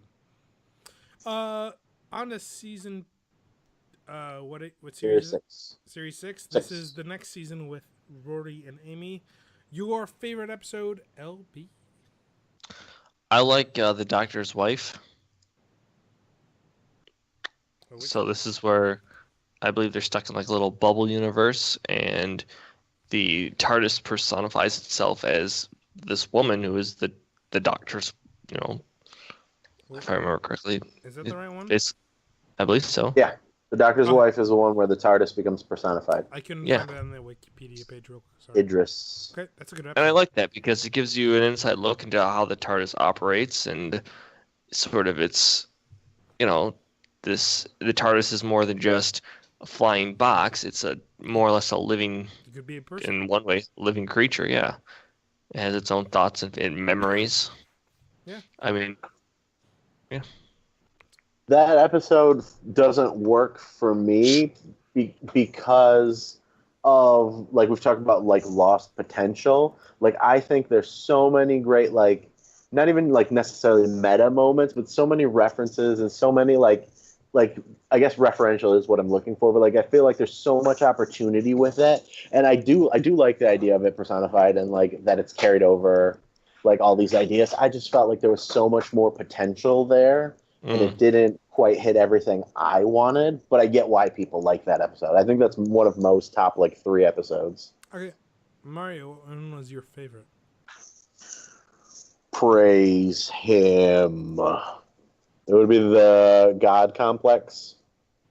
God. That's the one where everyone is trapped in the hotel where that has all the rooms with the things that they hate, and they're basically Oh being chased by yeah, a minotaur. Okay. that one is It, bad. it's what? So that one is bad. No, No, it's that's my his favorite. favorite. Oh, favorite. Jesus, LB. All right. So like no, like it works for me. Like what I like about it is just, it's a bottle episode, and you're introduced to all these like new characters, and like just like this idea of like what everyone's afraid of. Um, I don't know. Like it's a monster episode that worked for me, What's that one called? and the God Complex. It's funny because Oh, got it. this should straight up be one of my least favorite Uh huh. because of the problem I have, which we'll talk about later, where it seems so similar to two other episodes that I can't straighten out which one's which in my head. So, no, continue talking about why you like it, because this isn't my least favorite, believe it or not. And like the whole idea of like Amy's faith and like it's not fear, but it's like her faith in the doctor, like having to let go of that, like the whole thing, it just works for me. Like more than anything else this season did. This was one of my, if I remember correctly, if I pull it up real quick, I think this is one of my weaker seasons personally. Okay. So Um, that's where I ended up on that. there were, for me, the strange thing is there's a lot to love in the beginning of this season. There's a lot Mm-hmm. that's also forgettable, which is strange. I had two favorites. The least favorite, like Night Terrors, is a perfect companion piece to The Empty Child. It tells like the idea of that there's an alien species that takes over people and makes it their child, and it was just a really good episode. And again, this could be just me being as a parent. Like, Yep, that's what I was going to say. Is I think that's why it appeals. Not that it's bad at all, but as a parent, I bet you it's a lot more like personal for you. yeah, Not that that takes anything away from the episode. no, but but like I think that helps. it pulls great at parents because it's like you're led to believe that this is your kid, and you find out that it's not. And this kid is having these night terrors that manifest as demon dolls that will kill you because he doesn't feel loved. Like, that hurts a lot for me. Like, if I find out that like my sons aren't, I would still love him. I fuck him. I don't care. You know. But the one that I love the most harkens back to an Eccleston episode. My favorite Eccleston episode in Darlek. The one that I love the most is The Girl Who Waited. That's also one of my favorites. That episode wins simply because the doctor is the bad guy again. He leaves old Amy behind because he's bad at goodbyes, you know. This episode is so good in a straight character study of if Amy had the doctor and then left behind, how would she feel? And why I love her as so much as a companion is because she is not so dependent on the doctor. She's a strong, willing woman, period. Because she's with the doctor is an add-on. And you get that very, very strongly in this episode of I can handle myself in the idea that I will live out the rest of my 80 years or whatever in one day. Again, this is dealing with time travel in a different sense. It's just a really good episode, and the ending is strictly that the doctor is the bad guy. Why it works really well. Now, granted, if Tennant or Eccleston was in the chair as the doctor, I think it would have been one of the best episodes of all time, and Smith kind of mishandled it with the small amounts he had. But Karen Gillian nails it so hard. Yep. It's one of her best. It's straight up one of her best. And she needs to carry it, so she needs to be good for it to work, and she carries it. She fucking nailed it hard.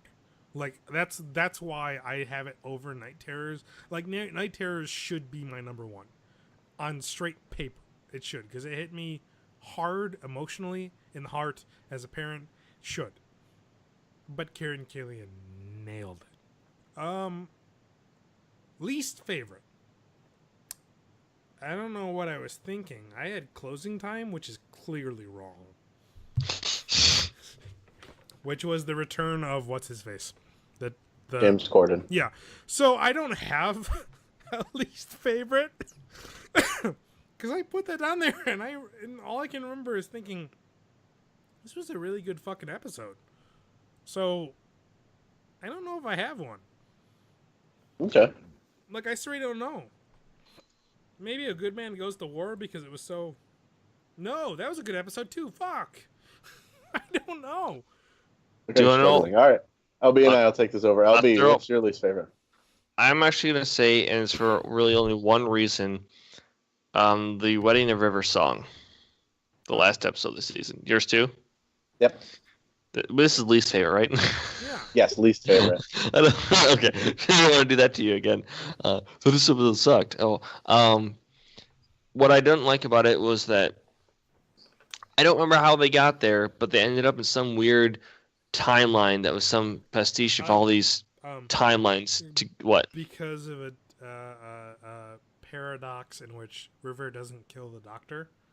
Yes, that's it. Which we'll get into the whole why I don't like Smith that much reason. Because this is strangely similar to his last season finale. Yeah. So forgive me for, bashing Doctor Who for not making sense, but this episode doesn't make any damn sense. This weird timeline of everything mushed together, and because of one thing not happening or happening wrong, and it's just dumb. It's dumb. That's it. It's stupid. So the reason this is my least favorite is because this is the season finale that we've been building up. Like, the season opens with us seeing the Doctor die, Yeah. Mm-hmm. and this is going to explain what happened, and we have a whole season, and like the ending is so flat. You know what I mean? That like the whole like, oh, he didn't really die. You know what I mean? It was a robot or whatever that bullshit thing was, and like bad. I'm gonna say this is my least favorite too. So I'm on board. It's just like a waste of like a season and ideas. Like, as far as arc wise goes, it just whiffs so hard. Like, bad. It's bad. I'm gonna straight up agree with you. It's bad. One of my things that I don't like about it is that I mix it so much up with his last season finale or series finale, because the problem with Smith is that he always has these grand problems that cause like complex issues to create a multiverse. Mm-hmm. And you're just kind of go, wait, which one was which? Like, are you thinking of like the Pandemica? Like the Pandemica, where Amy gets caught in the box and it causes like a whole new universe where there are no stars. It's like, wait, which one is this one again? Because I don't fucking remember. And that's kind of like, it gets messed up. Smith's last season favorites. LB. Smith's last season. Best, The Angels Take Manhattan. That is the one where spoiler alert, we lose the Ponds. Why? Explain to me why. What's that? Explain to me. Swear to me. Well, first of all, it followed up what I thought was a particularly weak episode, The Power of Three. Was that the best part? Yeah, that's the one where the cubes drop, Bill. Yeah. Oh yeah, I keep forgetting that this isn't a two-parter. Yeah. So okay, legit like this. It more or less is, because that one said something like, "Oh, we're 3 and we're awesome and cool," and the next one, the Ponds are dead. No. Let me. Say well, this. dead. You know what I mean? Let me say this real quick. This makes up for the Flesh and Stone and the Time of Angels. This puts the Angels back on track for being legit. Right. So Rory, they've meeting older Rory who dies in front of them because he had got sent back in time. So they go. I don't remember if they purposely go back or if they. I don't remember. But they go back and try and prevent that from happening. Yep. And the way they do that is the Pawns decide, fuck it, we're going to throw ourselves off a building. And then you can't be sent back in time. So they don't go back in time. There you go. And that sets off this, destroys like whatever is going on. But the Pawns. I can never remember explain what happened because No, I can never. It was a lot of wibbly wobbly, timey wimey. Yes. They deal with a lot of cool things of like what baby weeping angels look like. They deal with a lot like Amy decides that her life isn't worth living without Rory, and she sacrifices herself to a weeping angel despite what the Doctor thinks. It's a very good episode for the Pawns exit. It's a great episode. Yep. Plus, you got River there, knowing kind of what's going to happen. Yeah, and like again, piecing together what River knows and what happens, it's a really good episode. Mario, favorite. My favorite episode of this season is the Asylum of the Daleks. That's a good episode too. That's the first one. So that is the yes, first that one. is a good one. And so it is such a good one. That's why it's my favorite. What I really like about this episode is that before you go into it, no, I'm sorry. Yeah, why did you tell us, bro? No, it's the prelude. Yes. It's yes. No, before you take anything else, the prelude really is great with like what was it? Was Pond Life with the ood that's with them and how they fall apart, and this is like the Doctor putting them back together. So go ahead and take it from there. I just want to say, literally, for one of my interruptions was the prelude really builds up how great this episode is. It does a fantastic job of like giving us our first iteration of Clara Oswald. It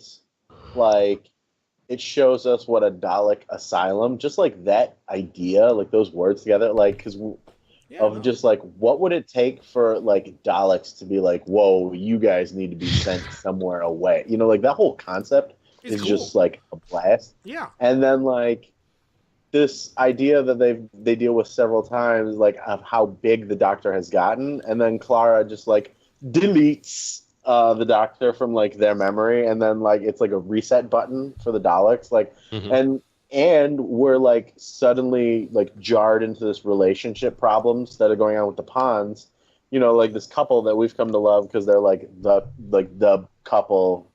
I'm sure some of the older series have had couples travel together, but like it's like they'll be together forever, and then we see that like there's this like there's a problem, growing divide. Yeah, that they're on the verge of divorce. And it's just like what? Like for some people, I know they disliked it because of that. They're like, "Whoa, where did this come from?" But for me, it's like it worked. That's how relationships work. Yeah, like straight up, it worked as a character development. I agree with you. Bill, what's your favorite? So I actually had 3 in here. Of course you did. Jesus, Bill. One was the Day of the Doctor, but I put it on there simply because I didn't know if we wanted to count it as its own special, because it had Smith, Tennant, and the great late John Hurt. Oh yeah, I didn't include it in the season. Otherwise, that's why I had it as my least favorite. Yeah, I really liked Cold War because of the idea, and it felt like a very Eccleston idea. Me too. But my top favorite was Nightmare in Silver, because it brought back the idea of I don't know if he checked out. Fuck it. He checked out. Did he check out? Oh, this is a Neil Gaiman written episode. Was it really? Oh, yeah. Oh shit! Was it really? Oh my god! Maybe that's why I liked it. No, what I like to do in this series is determine what's alternative reality and what's not. Like the first two times the Cybermen show up, you clearly know it's an alternative universe where the Cybermen come back in. This one is the idea that the original Cybermen from the original series has upgraded and become part of modern Who. On top of it, I really like the carnival like aesthetics of the episode. Warwick Davis, who I fucking enjoy, and just the overall episode is very fun and unique. That's why I like Nightmare in Silver. Oh my Jesus, I am drunk. You've had a few drinks. 2 Jose Calrissians. So yeah, Nightmare in Silver is my favorite, though I like Cold War simply because it's, again, a very Eccleston episode, and Day of the Doctor because of John Hurt. Least favorite episode, Mario. My least favorite is Nightmare in Silver. Oh shit! Really? Yep. This is my favorite. I love when this happens. I know you disliked the Cybermen. Correct. That has a big part to do with it. And you walked away when I talked about it, so I'm curious. I've had a couple drinks too, and I needed to go to the bathroom. Thanks for blowing up the mystery of radio. Okay, so explain to me why, and I'll repeat to it so the home audience knows that I repeated it twice. Like nothing works about it. Like the children actors on this particular, like I'm not episodes? Like. Yeah, they bring the children who Clara is like babysitting with them, and they just like irritate the shit out of it. Like I just want to backhand them the whole episode. I like having Warwick Davis, but like his character itself, like talk about like not properly using somebody. There's way too many scenes of the Doctor playing chess against Evil the Doctor. Yeah. And like just everything underwhelmed me, and nothing captivated me or worked. The reason why I liked it, by the way, because you left, was because it felt like what I like to do is like trying to put a timeline across of the alternative universe, bringing the Cybermen in. This was like the older Cybermen being upgraded to being a better Cybermen. Wank, wank, wank, wank. And I liked Warwick Davis. Actually, according to Neil Gaiman, these Cybermen are a mixture of the two older Cybermen. Neil Gaiman can go fuck himself because he's crazy. He wrote the fucking episode. Least favorite episode, LB. Let's see what I had down on my list. I had, the Crimson Horror. Which one was the That Crimson was Horror? I considered exactly. That one. Which one is the Crimson Horror?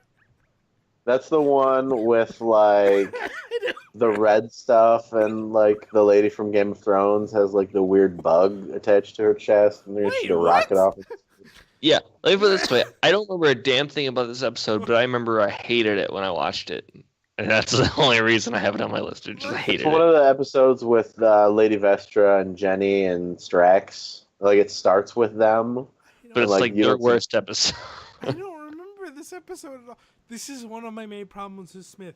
Once Claire takes over, I don't remember a goddamn thing. In this episode, Claire goes back with him, and she basically disguises herself as the governess Clara from, the Snowman. I don't remember this episode. Fuck me. It's very forgettable.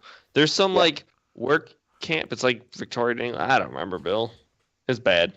That's all you gotta know. Wank. My least favorite is the name of the Doctor because it kind of tries to make Clara important.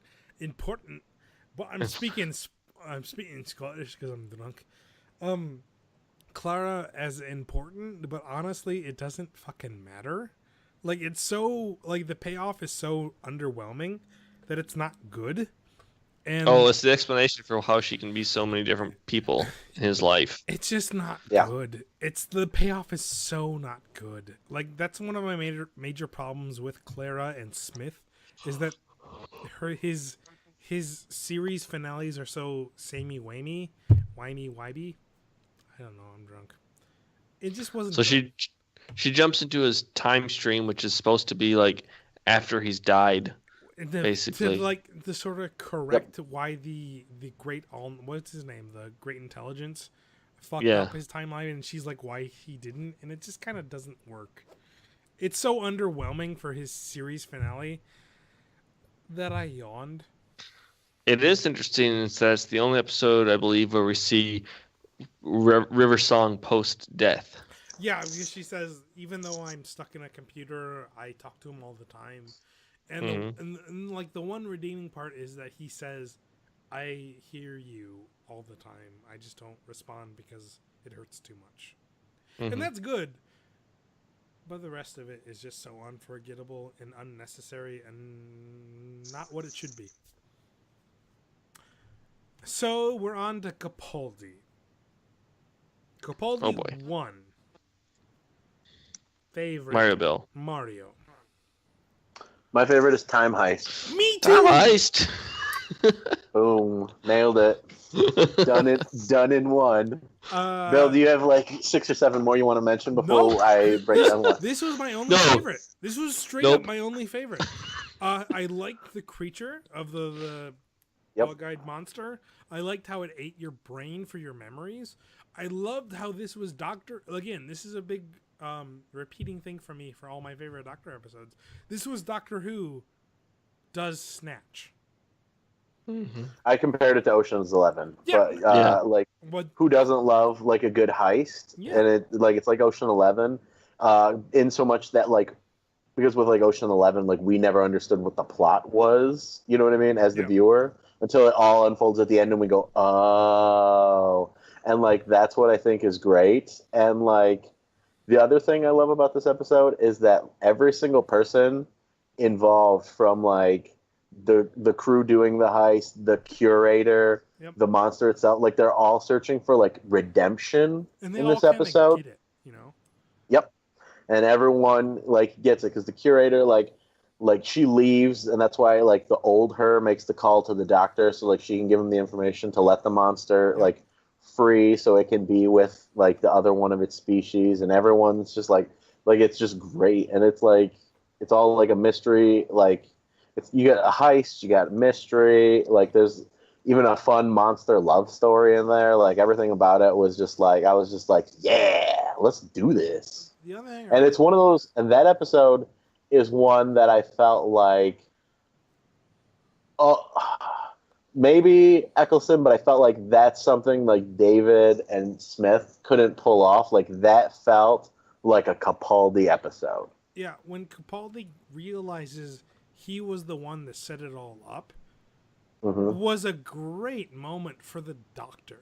He goes, oh, I don't remember, I think the line was something along of like, there's only someone who's as clever to set this up, and that's me? I go, oh shit, I should have noticed that. The Doctor's only someone who's that clever. Like, it was a good aha moment for a long-running Doctor Who fan. And why... Spoilers, why Capaldi works so well for me. LB, why'd you like it? All of the above reasons. Okay, I don't have anything to add after that. Least favorite, LB.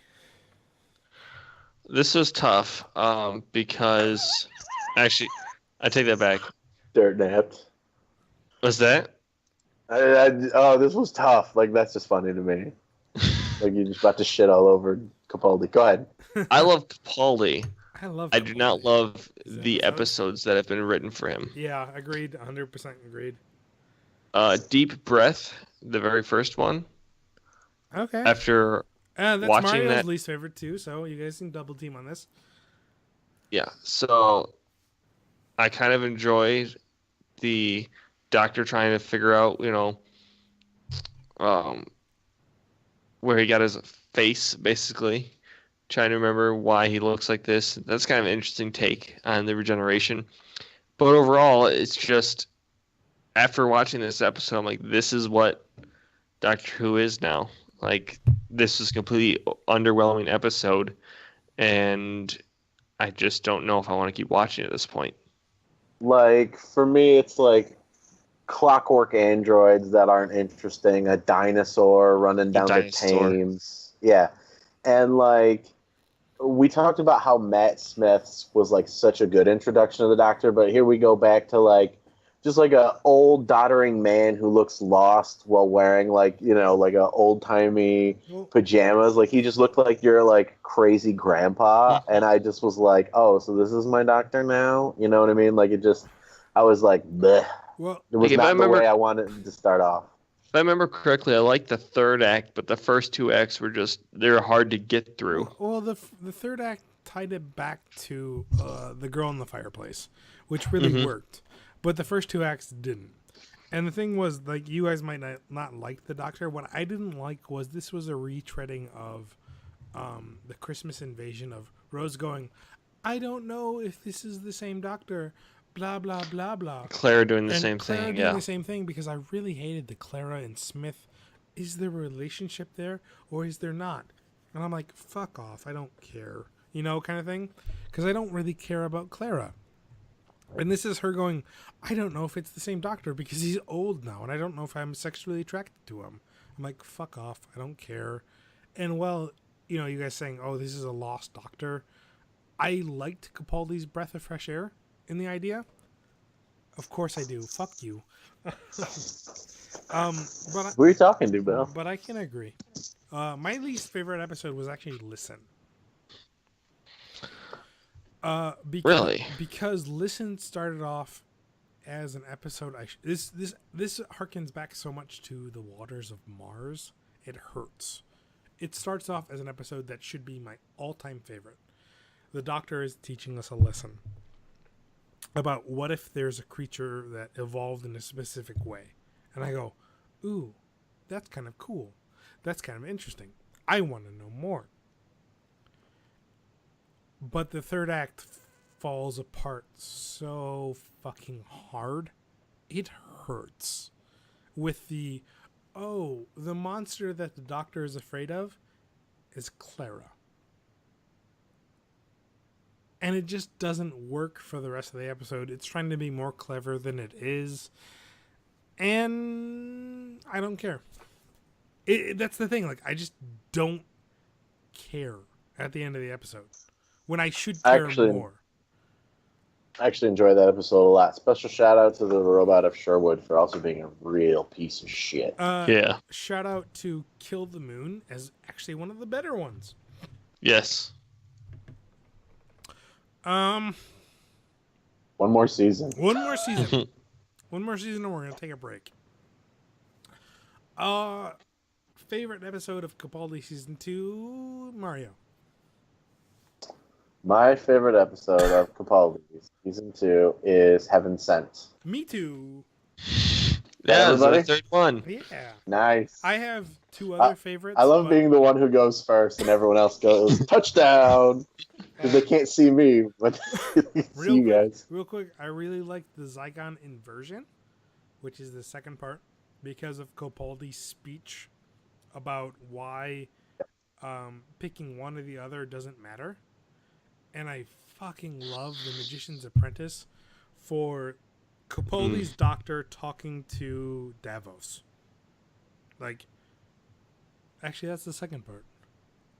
That might come up later. I really like those two episodes. But Heaven Sent, Mario, take it away because you started it. I started off the last one. I started off Time Heist last season that everyone liked. Why doesn't somebody else take the lead? Okay, I'll take it because this is all Capaldi. And despite what anybody says about his episodes, Capaldi handles the Doctor on such a high scale for me that works. And this is an all Doctor episode. This is Doctor stuck in a paradox simulator. Mm-hmm. And him figuring out a way around the paradox simulator that works really well. On top of that, he's being chased by a Skeksis that's covered in a hood. So Jim Henson, mad props. Okay? LB, talk about why I cough. What I like about this episode is that you're trying to figure out what's going on just as much as the Doctor is.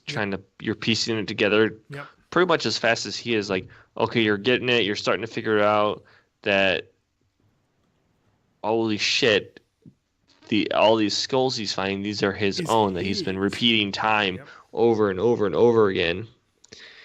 And really, the Doctor has been dying every time.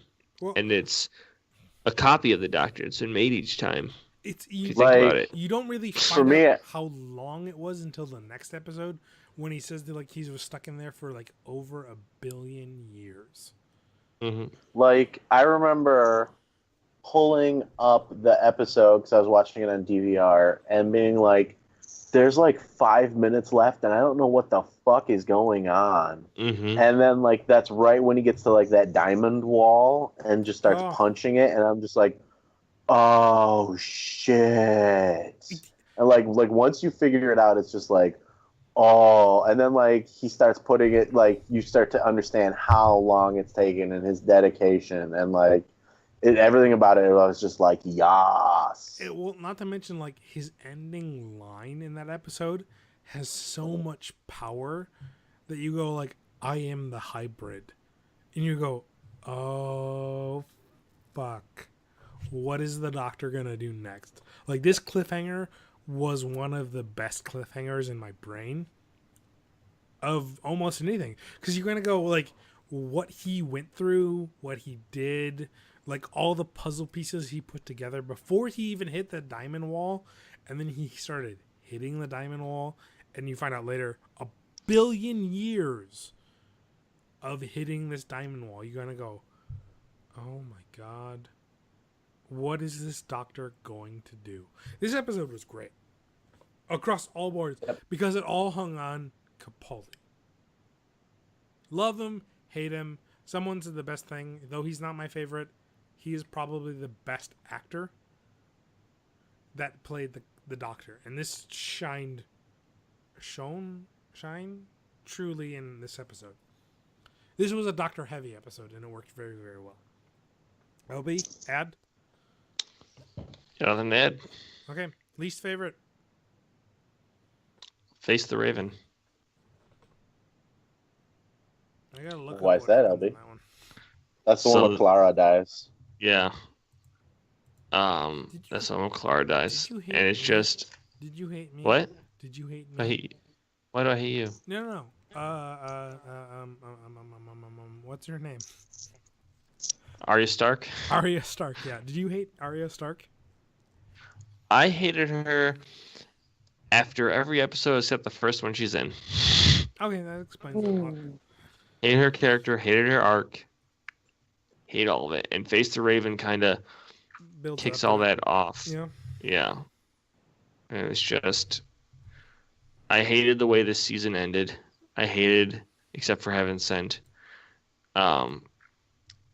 And yeah, Face the Raven's the reason it shows you Clara dying, then the Doctor teleports away, which starts off Heaven Sent. But Face the Raven is, in particular, is just, so if I remember correctly, someone's marked to die. Clara takes his mark, saying, "Oh, we can figure it out and save me." But they're like, "Well, no. Once you transfer this mark to die, you can't transfer it again. You're fucking dead." It's a bit of a cop out for even Doctor Who. Yeah, but just the whole it's just, I just remember it being a particularly dry, boring episode, and I didn't care for it. And again, I just did not like the way the season ended. So Mario? that's all. My least favorite is Sleep No More. Sleep, is that the one with the sleep monsters from your eye goobers? That is the one where like it starts off like in the middle of the action and it's all found footage. Yeah. Like the little sand monsters. And like it just felt like gimmicky found footage, just like it just felt like we've seen this episode but just like better in all ways. Okay. You know? Okay. I really don't have much to say about it. I just thought it was just very meh. For me, very meh is the best they can do. Like, I didn't have a problem with it. Like, I remember my friend from work fucking hated it. And I was like, it was okay. But my least favorite was Hellbent. Because for how good Heaven Sent was, the utter downfall of Hellbent was a bigger smack in the face than anything else.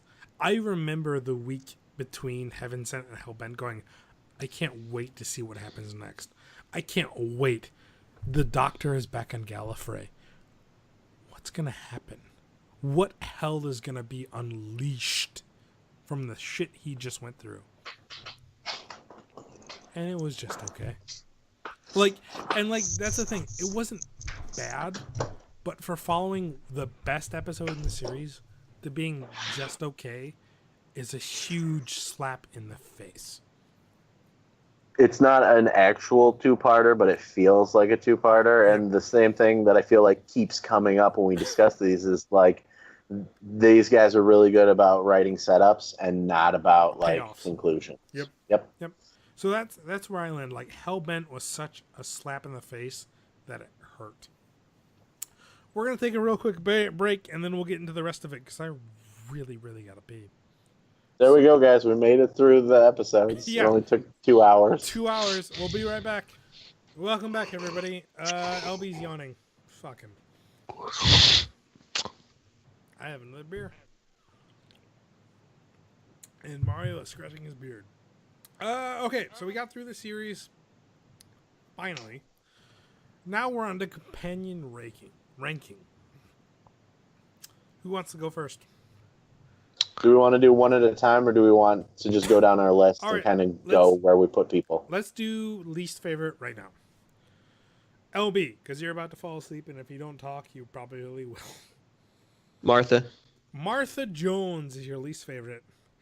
Yep. Mario, do you agree? I do, actually. Okay, talk. Mm-hmm.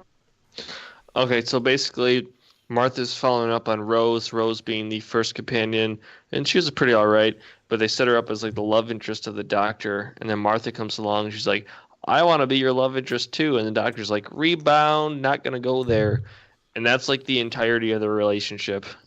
And Martha felt like a poor man's Rose.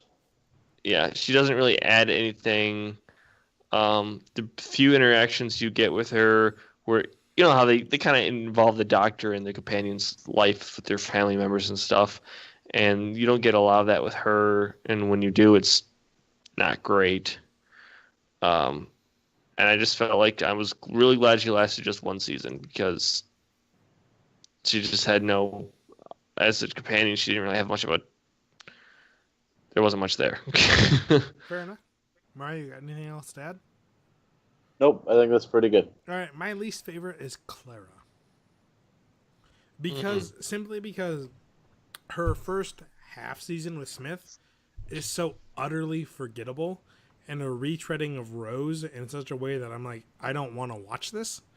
And then when you jump into Capaldi, her first episode with Capaldi is, again, a retreading of Rose of, he just went and regenerated on me. How can I trust him? Blah, blah, blah. I wanted to punch her in the face so hard. It wasn't even funny.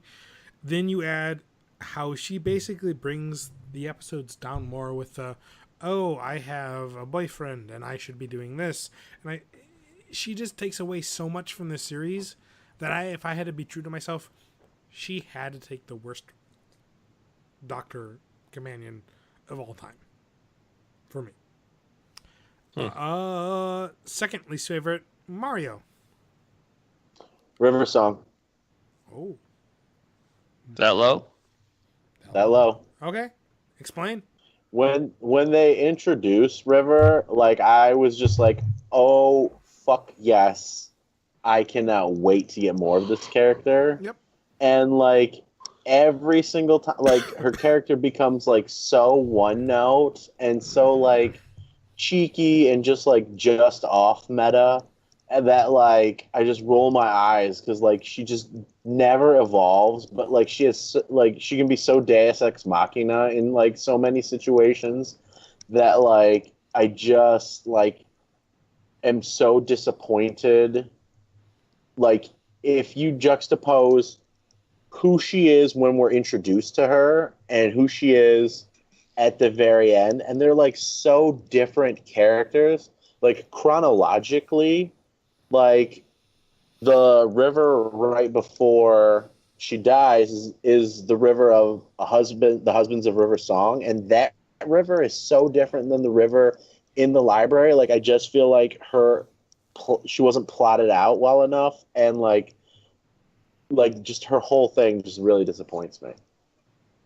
Fair enough. So then I want to try it with that is going back and watching all the River Song episodes in River's order. Okay. I think it would be interesting to see it that way. Yeah. LB, your second least favorite. I actually put Donna down here. Me too. I actually really like a lot of the episodes she's in. I actually like her as a character. I just felt like they made her out to be this like in the end they made her like half Time Lord basically, and I don't know, I just never really bought into her whole importance in the Doctor's life, I guess. As terrible as that sounds, I just felt like she was made to be more important than she needed to be. Just being the Doctor's foil, this, hey, you're way out of line here, was more than enough, and they try to make her to be much more than that. Fair enough. I put her here mainly because of the disappointment she was for me. When we get into the Christmas specials, you'll quickly find out how much I love the Runaway Bride, which was her first episode. Mm-hmm. Because she was so interesting and unique, and how she challenged the doctor, and how she made him think about things, and how she wasn't like Rose. She straight up was like, hey, we're going to do this, not because you said so, because this is dumb, kind of thing. And her next episode she was in, I was excited to see her in it. And her first episode was okay. But then her second episode, she deteriorated quickly into this, oh, the doctor is the only thing that makes me special.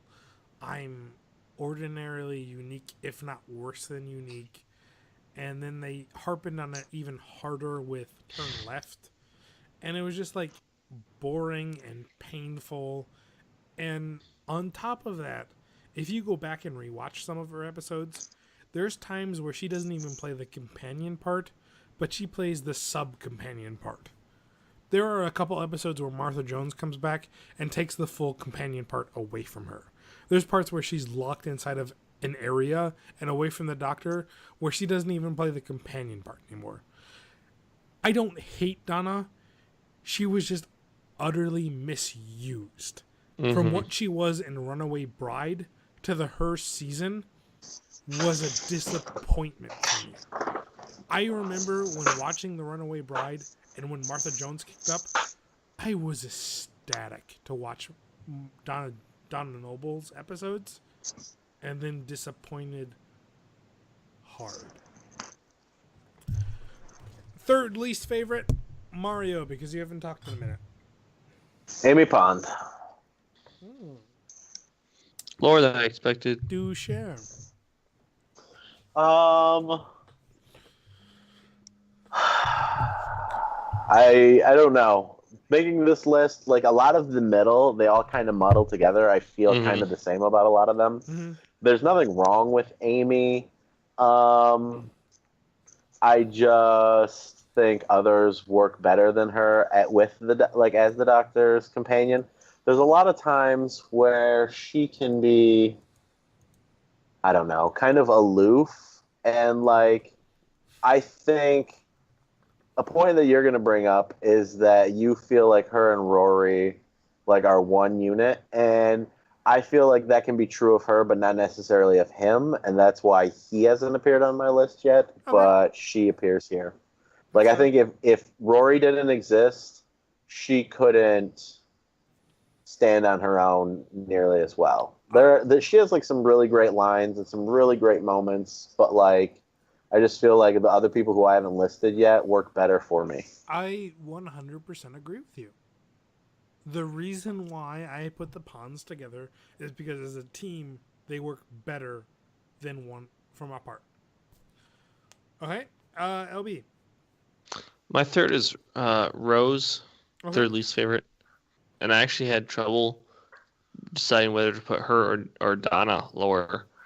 To me, Rose is supposed to be this, from the get-go, she's supposed to be this, hey, viewer, this is you. You know, she's supposed to be I forget what the word for it is, but the audience. To ground the audience, to ground the doctor, to make it look, okay, this is if anybody from Earth went along with the doctor, we're seeing it from her eyes. And I never connected with her. You know, I never felt like I had anything in common with this character. So for me, that didn't work. And I always felt like they made her almost too naive and too dumb, basically, in the beginning. Okay. That she was just not catching on and figuring things out that she probably should have been. And then again, the love arc I never bought into. So. Fair enough. My third least favorite was Martha Jones. Because, well, some people felt like she was a copycat of Rose, except more romantically involved.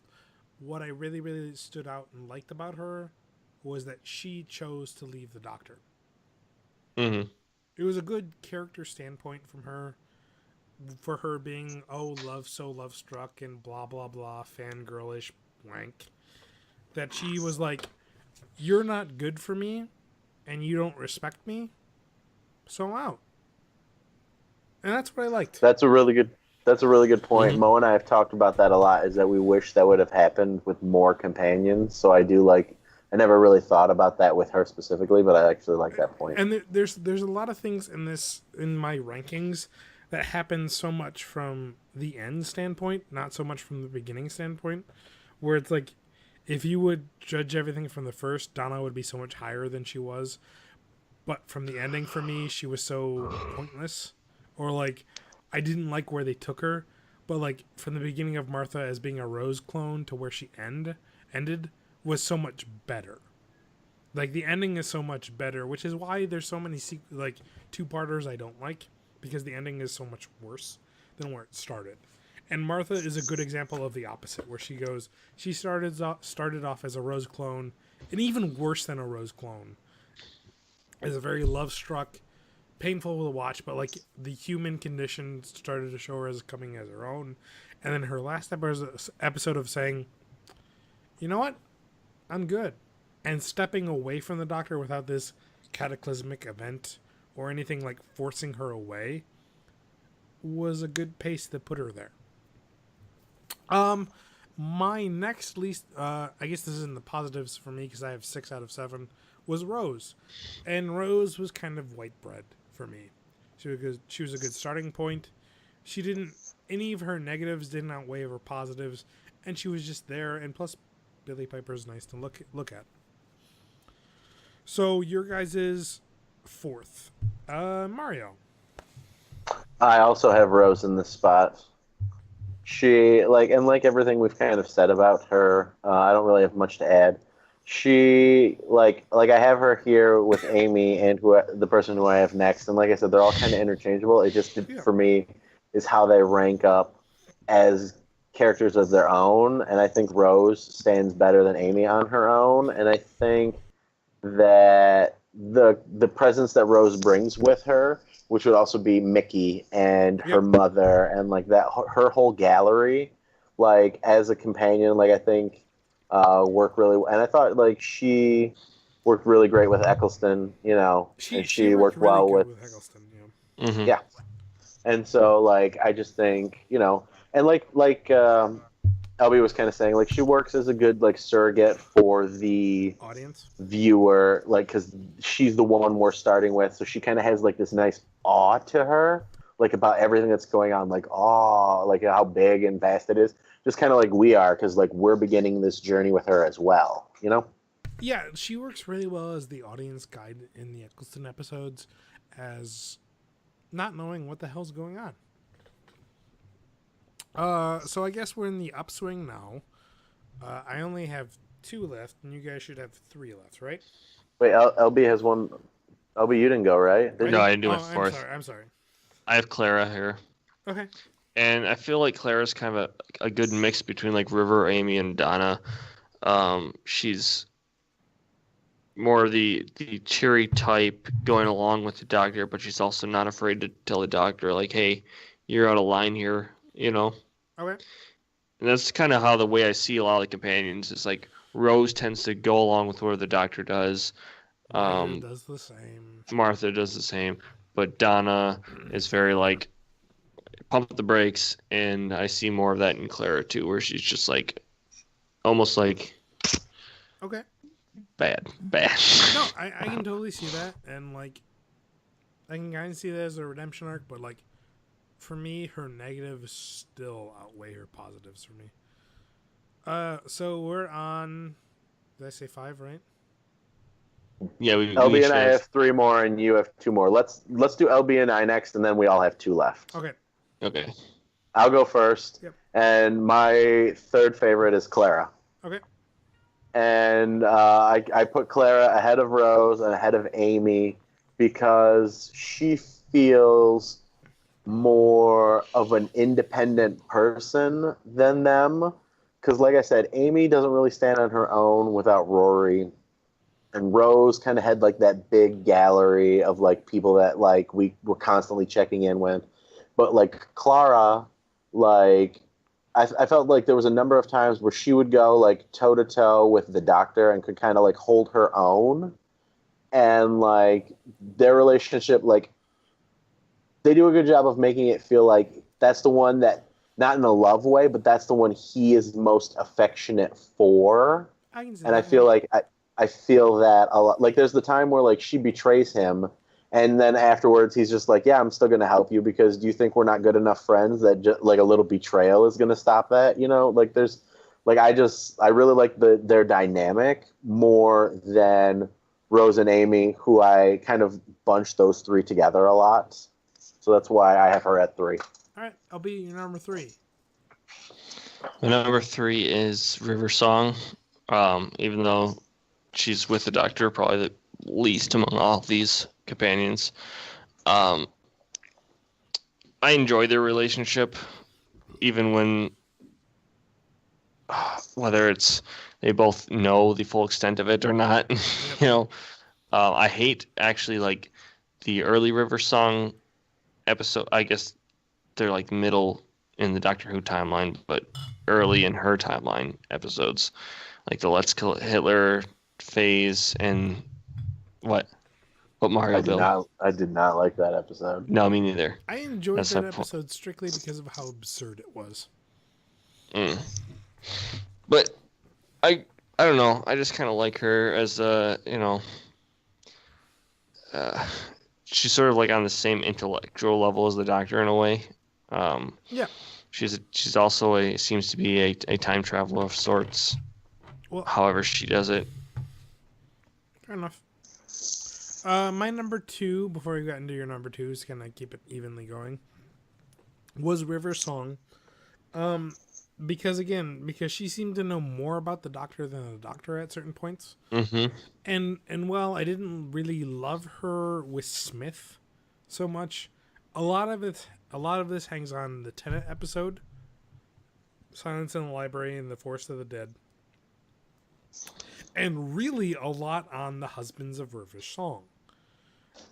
Like those 3 episodes cement her in my number 2 pick. Of her reactions between Tennant, knowing more than Tennant does, and really her interactions with Capaldi. And that's about it. Like, I enjoy her arc. I'm drunk. I enjoy her arc. I enjoy the interesting thing about her viewing everything backwards from the Doctor. I like a lot of things about her, but since so much of her was with Smith and didn't really work, is why she was away from my number 1 spot. So LB, what was your number 2? I have Amy Pond here, and part of it is I kind of disagree with Mario Bill that I feel she is actually one of the more independent characters in that most other companions, their interactions with other characters in an episode are more sort of in relation to their relationship with the Doctor, where they're trying to help the Doctor and what he's doing, and they're trying to like mediate the situation. Like, okay, yeah, this Doctor's crazy. I understand where you're both coming from, and I feel like Amy Pond's more of she does her own thing, just with the Doctor, if that makes sense. Yep. So that's it. Mario, you're number 2. She's pretty. My number 2. She made me look at blue chicks in a totally different way. Hell yeah, blue chicks. My number 2 is Rory Pond. Right on. And what I love so much about Rory is that, especially with Matthew Smith, is like the Doctor can get so carried away with what is going on and like the world and just his general whimsy. Yeah. That Rory has to play the straight guy. Yeah. And I think that's why I have Clara higher than Rose and Amy, is because like she plays like the straight man to him as like more than those two, and like Rory is 100% straight man the whole time. And there's just something about that like I really enjoy the juxtaposition, because I feel like Amy allows herself to get carried away by the Doctor as well, but Rory constantly has to be the guy that's like, no, y'all are crazy. This is dangerous. You know what I mean? Yeah, it's 100% true. he is the practical one, and there's something fun about that when compared to, and especially with Matthew Smith, because he could be so over the top with his doctor that like that's why I think I like Rory so much. And that's why Rory's my number one, so I don't have anything to add to that. Okay, so Obi, what's your number 2?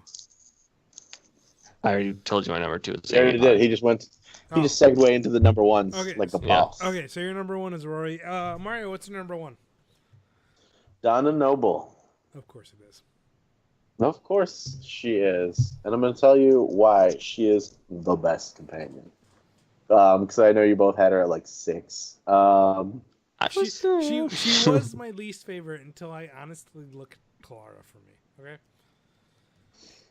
For me, like what I was just saying about Rory being the straight man, Donna is that to the next level, and she did it before him. She's the OG straight man, because what happens is, like, for me anyway, you have Rose, and then you follow up with Martha, that I personally felt was just kind of like a Rose clone. Yep. Then, so we decided to go in a totally different direction with Donna, and like, she is constantly like calling Tennant out on like his bullshit, which I appreciated, because there's a lot of times, again, when I talk about like how the doctor can get carried away, Yep.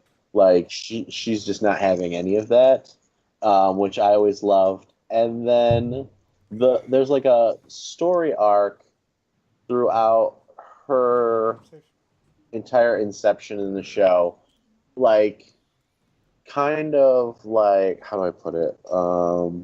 Like she has like this unfulfilled life, like of just things like she like that she could have done better, and like she's kind of been a fuck up. And if you watch those episodes again, like her mom is a real biatch. She's a total bitch. Like there's a lot of like undercutting, and like a lot of that comes back to that episode that LB didn't like so much, Turn Left, where like there's like, because Donna didn't do this thing, like all of these terrible things happen in the universe, and like you really see it on top of there, like her mother piling on top of her in that episode, and it all builds to a crescendo for me in the last episode where she becomes that Time Lord thing, which I know you guys aren't as big of a fan of as I am, but like for me, like Donna finally saves the day, and like she fulfills this like not destiny, but like there's like she's had this unfulfilled life, and she finally fulfills it, and then as soon as it's over, she loses all of it, including the memory of that. So like it's like this literal tragedy where like she has all this like unfulfilled like feelings, and she finally does something of greatness, and then she can't remember it, like it's taken away from her. And her mother knows, and Bernard knows. So there's like this beauty to like the fact that they know, like she might not be as much of a fuck up as like she's kind of been throughout her whole life, but like she can never know that. And like that, like like there's a moment, I forget exactly how it goes, but like David's like, you know what's happening, and she goes, yes, and like that she can't stay. And like every time I've watched it, which has been like 3 now, each time I go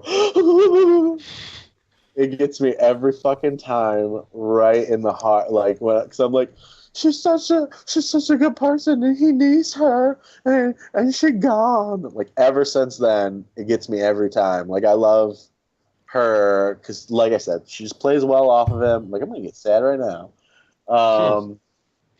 I love everything about her. I think she's funny. I know a lot of people find her annoying, but like I think she's funny. Like I get it, she can be naggy, but I just love her. Everything about her. I'm not gonna lie. I wish I could have watched it like you do.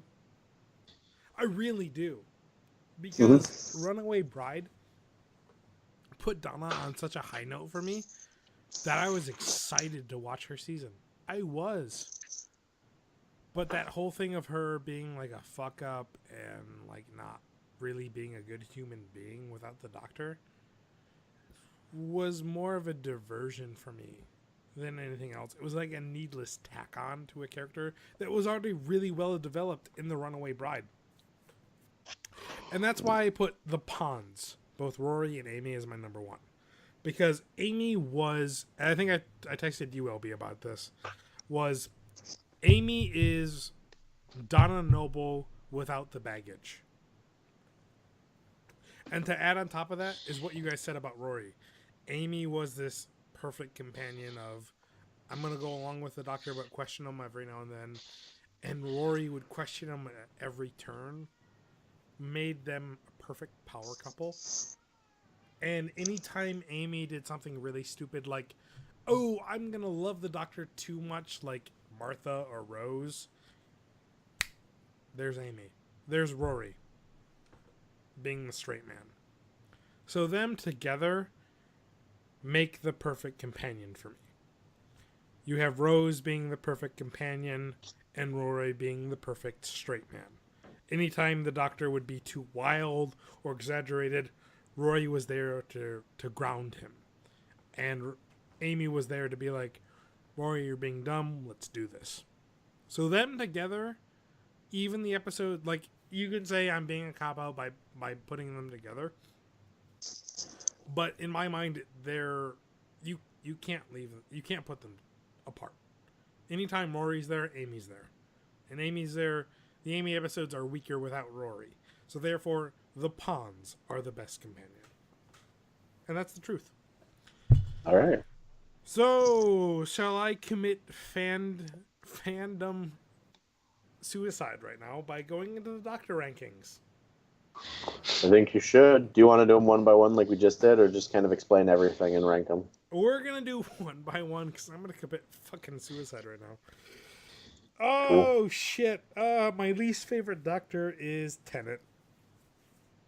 Yep, and a million fangirls just wanted to kill me. Straight up, the 4 times I tried to watch was Tennant's first season. The Christmas Invasion, School Reunion, and I don't remember the other one actually was. But I hated them so fucking much that I stopped watching. And that's one of the reasons why he's so low on my list. But also one of the reasons why I hate Tenet so much. And if you say he's your favorite, I totally understand. Because as seasons went on, he got better. But one of the reasons why I disliked him so much was, one, Eccleston was one of my favorites for a long time. The transition from Doctor to Doctor is very, very hard for a fan to watch. So there is about half a season of Tennant's first season that I wasn't buying in it, and I was wishing for Eccleston to come back. But also, Tennant does this weird thing in the first half, if not full season, where he does stage anger. Where when he gets angry, it's all of a sudden. Snap. I'm angry. This is me at one level. I'm very, very upset. Blah, blah, blah, blah, blah. And it's very forced. Well, Eccleston had a very way of, again, when I'm going back to the nerve, of hitting this emotional nerve, being upset, raising it into an emotional level where you almost feel like tears for feeling this character. And Tennant never hit that in his 3-4 seasons. He becomes very preachy. He becomes very superhero-y. And the episode with him, Waters of Mars, kind of solidified it as this idea of he's being a superhero. He's not being the Doctor. He's being a superhero. And LB's falling asleep as I'm talking about this right now. Tennant just doesn't work for me because he's too preachy. He doesn't have the heart, emotion. He's very forced at times. And it also doesn't help that the 3 times I tried to watch it was from his episodes, from people saying he was the best, and I couldn't latch on. If you say Tennant is your favorite, I will not argue. But for me, he is my least favorite. OB, because you're going to fall asleep here. Your least favorite. I had a really hard time ranking the Doctors, actually. I have to go with 12 being my least favorite, and it has nothing to do with Capaldi. It has actually very little to do with his personification of the Doctor. It's just been these last 2 seasons, writing wise, have been so terrible that I don't think he's really been given much of a shot. Fair enough. There's been a few episodes where I'm like, yeah, this is great. I love him. And in others, it's like I don't know. Yeah, that's fair. Mario Bill. Capaldi. So when I ranked the He's doctors, gonna say Capaldi. I was no. You don't even know that yet. Spoilers, He's sweetie. gonna say Capaldi. When I tried to figure out how I was going to rank these, like I was looking for like pieces of like a whole, like a complete, like I was trying to look at it from like lots of levels. Yeah. And so like what I was trying to figure out with my ideal doctor, like that's how I ranked them, and the people who are the farthest from it and the people who are the closest to it. And so for me, my least favorite doctor is Peter Capaldi.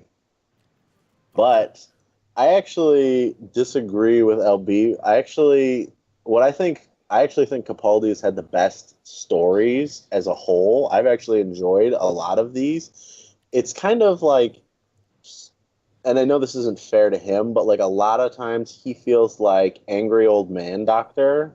Fair enough. And like sometimes with like him riding a guitar out on a tank, like just feels like midlife crisis doctor.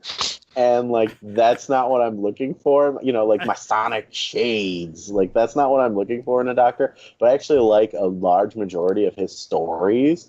Like I think he has the best gallery of stories so far for me. I remember you But yelling at me on a Facebook thread about old man midlife crisis doctor. Go fuck yourself. yeah, that's how I feel I knew about it. this was going to be your answer, and I'll defend it to the grave. There's a reason why I'm wearing the Sonic shades right now. Second least favorite doctor. You having a midlife crisis? You know it. Mario. Second least favorite. So I have Eccleston is my second least favorite. Okay. I actually like Eccleston a lot, and I feel like even just one more season, he might have been my number one. Okay. What I feel like his problem, and again, I was trying to take pieces of an entire whole. My problem with him isn't so much him, it's kind of the writing, in so much that like it feels like they don't know, like Russell T Davies at that point didn't fully know what he wanted with a doctor, and Eccleston didn't have enough time to fully develop as the doctor. He had so many good stories and he was really good, but like I just don't feel like he had a chance to fully blossom. Like he didn't have enough, like get enough chances for enough range for me. So I like him a lot, but like I think with a little more time he could have easily been my number one, but like I just don't feel like he had enough complete pieces, which wasn't his fault. I feel like he was hindered by just all the elements of the writing, and maybe hindered by himself in so much that he left after 1 year, but I don't know. All right. No, that's legit, man. That's a legit. My number two least favorite was Smith. Simply because he was so, on paper, forgettable. He had a lot of great stories. The Silence, is that what they were called? Mm-hmm. They were on par with Dalek, Cybermen, and Ood, and as like this unique creature, and the pawns carrying Like a him. Feldy. But every series finale felt so samey. He never felt like he deserved the Doctor point to me. He just didn't work. He didn't feel preachy enough. He didn't seem demanding enough. He just didn't work for me. And before LB falls asleep, I'm going to cut myself short and say, LB, who is your second least favorite Doctor? I'm not falling asleep. You're going to fucking fall asleep, homeboy. I'm not falling asleep. You're going to fall asleep. I don't fall asleep. So far, my list. I fell asleep in that sentence. My next least favorite is Eccleston. Why didn't you piggyback back on the LB on the Mario fucker? Because you didn't let me. You should have said something. Because he slept through my speech. I wasn't. He slept through your speech. Eccleston, I just felt like, again, he only had 13 episodes. It was kind of like we got to see him, these brief glimpses of him and who he was, how he was. But really, a lot of that Tennant had to to carry eventually. And I just think the main problem with Eccleston was he wasn't there long enough for me to form a better opinion of him. Okay, so he doesn't fall asleep, and honestly, we'll make him fall asleep more because we're going to talk about Mario Bill and then myself first. LB, who's your number 3? We're on the up to your middle doctor. My middle doctor is John Hurt, the War Doctor. Mine too. Mario? No. Was War Doctor your number 3? Were we including him? I didn't include him on my list. We included him. Then, yeah, he's number 3. Okay. Yeah. War Doctor. So yeah, he would go right in the middle. Yeah. Talk about not having enough time. Right? Yeah. But the time he was there, he burned brilliantly. Mm-hmm. And that's kind of the reason why he's above Smith and Tennant for me, because though he had little time, he outshined them in the scenes they were in together. And kind of the reason why I was like, oh shit, yeah, John Hurt is better. Hands down. And again, the War Doctor was supposed to be Eccleston. It wasn't supposed to be a whole new character. But Eccleston didn't want to do it. Eccleston had a lot of problem with the producers. And right, which I get. But that's the thing, he was so much better in the scenes he was for me than Smith and Eccleston. Smith and Tennant. And I don't know you guys have them on your upswings because we're in reverse and I'm a weird oddball fan. But he stole every scene he was in. Yeah. For me. And I feel like that's why he was better than Smith and Tennant for me. If Eccleston and War Doctor were one and the same, I think he might be higher on my list. Fair enough. Because he was the one that had been through this war, this time war, had been dealing with it, had been on the ground fighting the Daleks for hundreds of years, and he was this much different Doctor than what we'd seen from anyone else, except for 9. But again, and what made War work so well for me was 9's reaction to the idea of a War Doctor. I know you guys put Eccleston last, but what Eccleston talked about the Time Wars bring a lot of baggage. And seeing John Hurt being this old and this way he reacted about it just helped Eccleston's Doctor 9 work better for me. Also, I don't know if you guys watched the Night of the Doctor 5-minute short episode with Oh, yes, I think it did. With Paul McCann. Was that his name? Paul McGann, the 8th Doctor. The 8th Doctor. Where he becomes the War Doctor. That was the best 8th Doctor episode of all goddamn time. Because there's that in the movie. Yeah, that in the movie, but he was so good. Him leading up to what the War Doctor was, just it worked for me. It wasn't one of those things that felt disjointed for me, but it worked really, really well. And the sad thing was why he's not higher on the list is because he only has an hour to work with.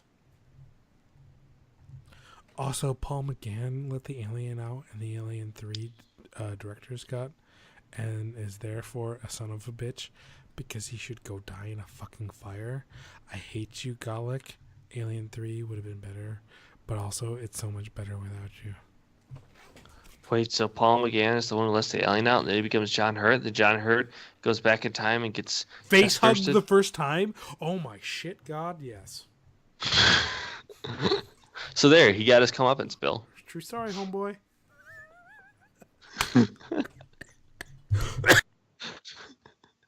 Yes, Paul McGann plays Galek in Alien 3 in 1992. Gotcha. Mario! You got anything to add about War Doctor? Nope. You are the War Doctor. I know, right? Okay, so before I go way off topic, because I seem to be the off-ball fanboy, who do you guys have as your number 2? Mario. What order do you have, Mario Bill? Who's next? Who I have next? Yeah, your number 2. Matthew Smith is my number 2. Of course. We have the same list. And that means we're the exact opposite of Luigi Bell. We don't know that for sure. No. I do. No, yes. no. Yeah, you do. So, for me, with Matthew Smith, I'm going to explain to you why Matthew Smith is so high and why he's not number one. So, for me, Matthew Smith is literally everything I want in a doctor. Okay. What I want from a doctor is like fucking Willy Wonka in space. Like, I want somebody who's full of life and whimsy and fun. Time out. That is literally the most perfect way to describe Matt Smith's doctor. Willy Wonka in space. Thank you, sir. Yeah. Time in. I just came up with that literally on the fly. It's not even in my notes. That is legitimately the most perfect way to describe him. Holy shit, you're right. In space and time. Like, he's just like having fun with all of it, because us as the viewer, that's like kind of what we're doing. Like, part of the appeal of like Doctor Who is like the fantastic nature of it, and he feels like he's just having fun with all of it. Like from moment one with fish sticks and custard, he's just like this. He's just having a blast, and that's why I love him. Now, the reason I don't have him number one is I think he has the worst storylines of all of the Doctors. True story, bro. Like, the cracks in time don't pay off. How he died doesn't pay off. Like, I thought the silence was just okay. I was not a fan of the Great Intelligence. Like, his rogues gallery, for me, is what hurts him. Yeah, like that's why he's not number one. Could have been greater than it was, and it wasn't. I agree with you. I'm adding. So that's why he's my number two, and that's why he did not make number one. LB, since you agree, why don't you have anything you want to add to that?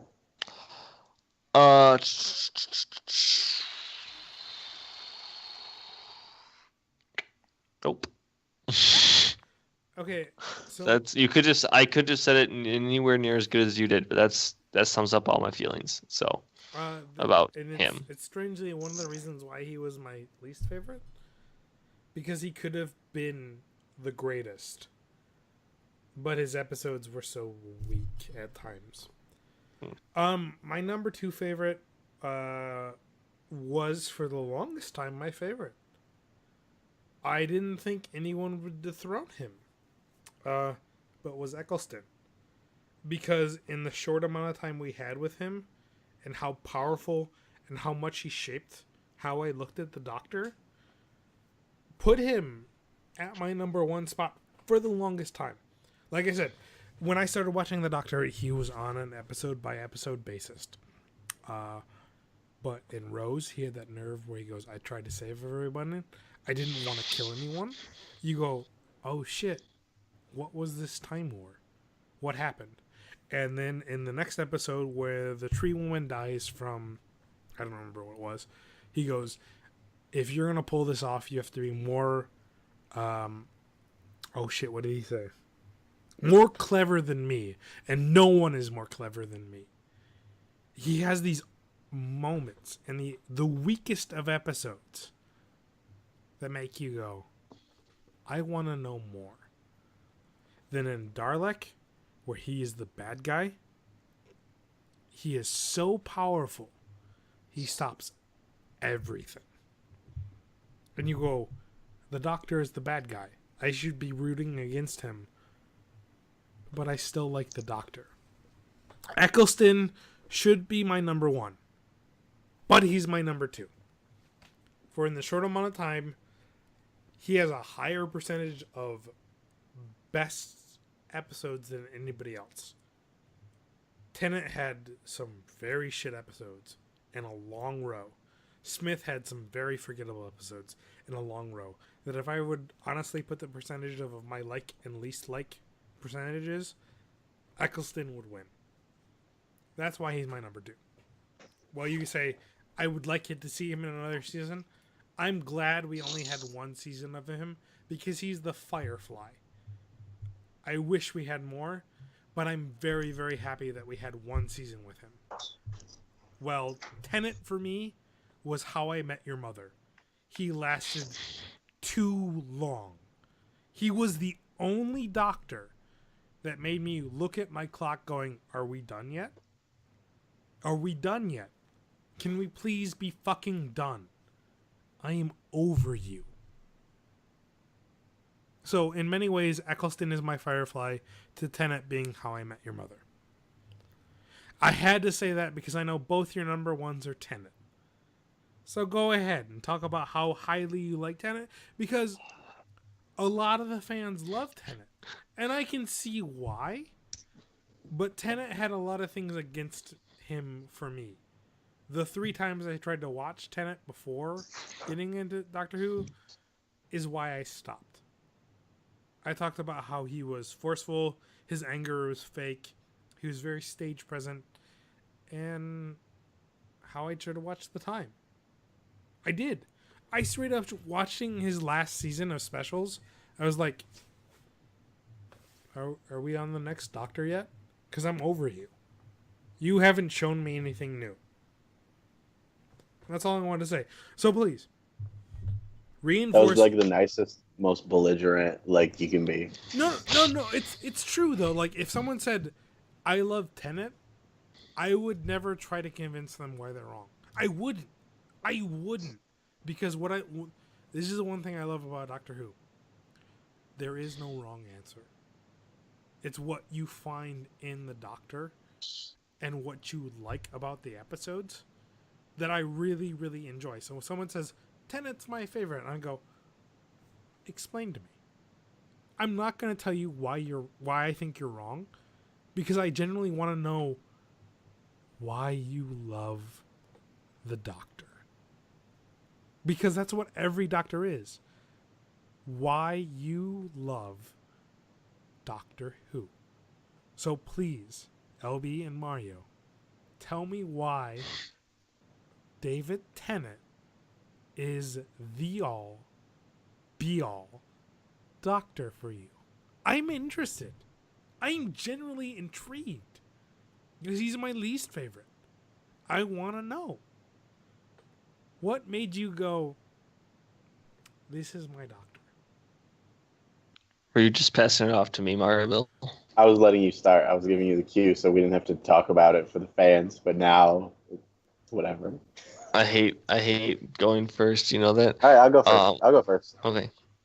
So this gets back to what I was trying to explain, like when I said I made this list. Like, I don't necessarily know that David Tennant is like my Doctor or the best Doctor. For me, what he was the most complete Doctor. And that's like that's what I want to know. Felt like I want to pick your brain. I felt like we got enough time with him. I had enough good stories. He had the right level of like whimsy that I want in a Doctor, but also had like the seriousness that like Capaldi seems to lean more towards, and Eccleston was kind of like in the middle. Like I feel like for like that like the emotional dichotomy, maybe Eccleston was the best. Like the fun whimsiness of it all, Matthew Smith was the best. Storyline wise, for me, Capaldi is the best. But they all had deficiencies in other areas that, for me, Tennant is the most complete for me. And that's legit. Like that's 100% legit. You explain it like that, I understand where you're coming from.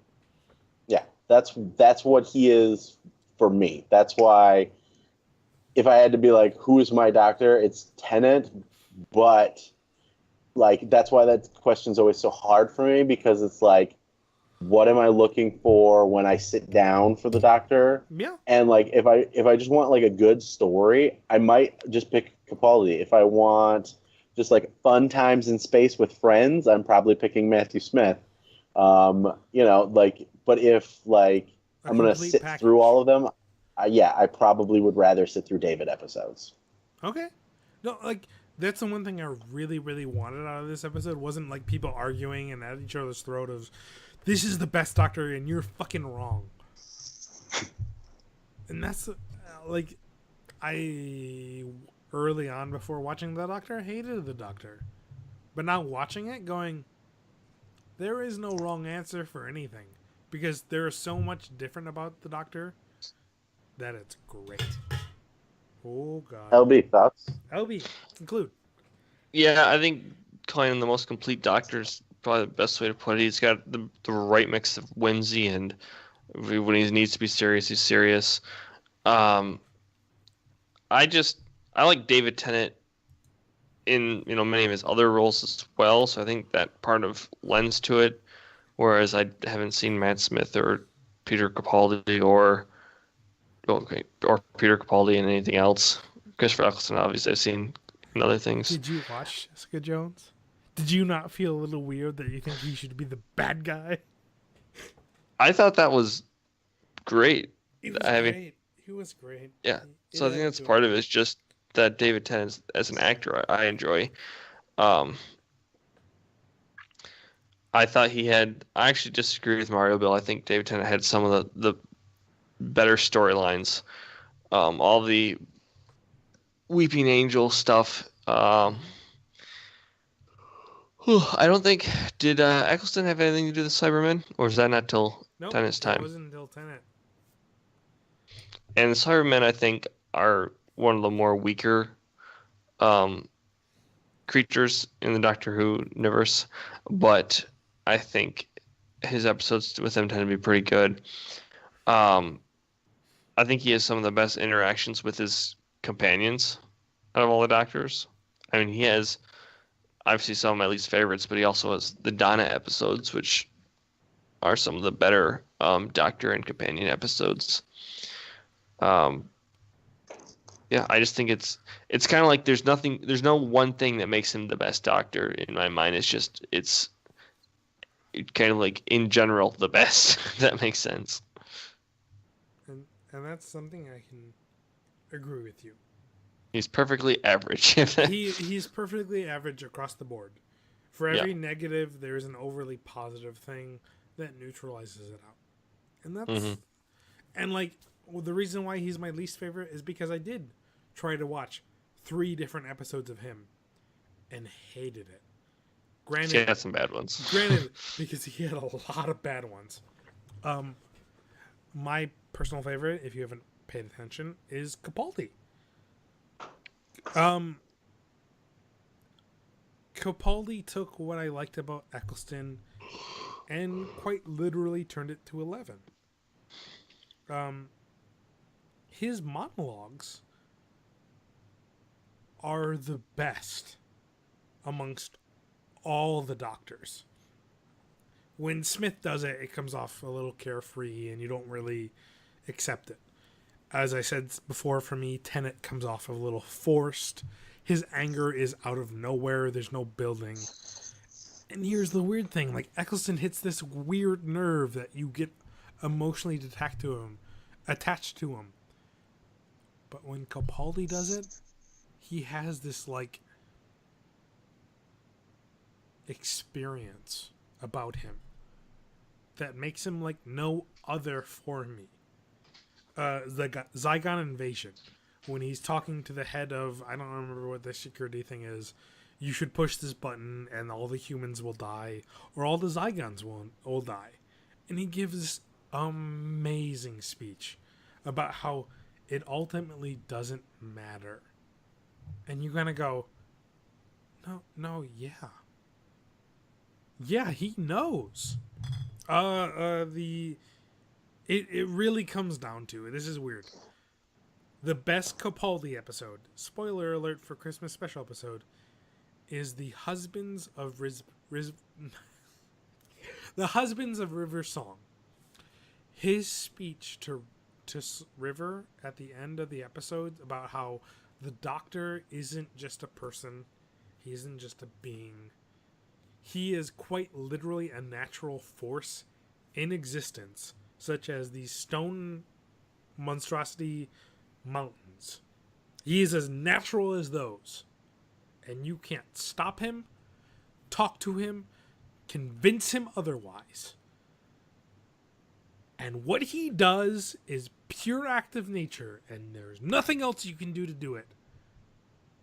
And then quickly turn on a dime to being this compassionate, willing, loving man makes him the greatest Doctor for me at all times. He takes Eccleston to such a high degree for me. Because for me, it's not a whole package. It's what he excels at. I will never argue with you that say Tennant is the full package. He is. And Capaldi's episodes, you can say, can suffer. Which is why I put Clara at my least favorite.